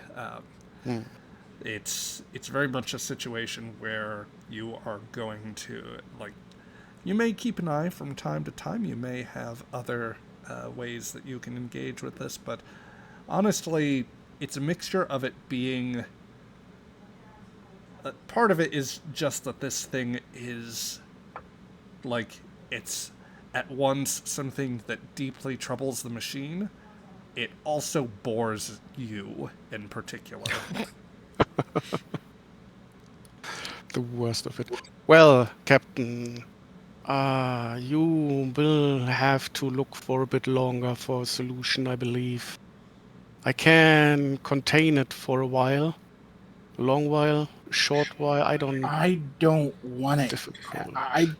I didn't know she was still alive. I want her back.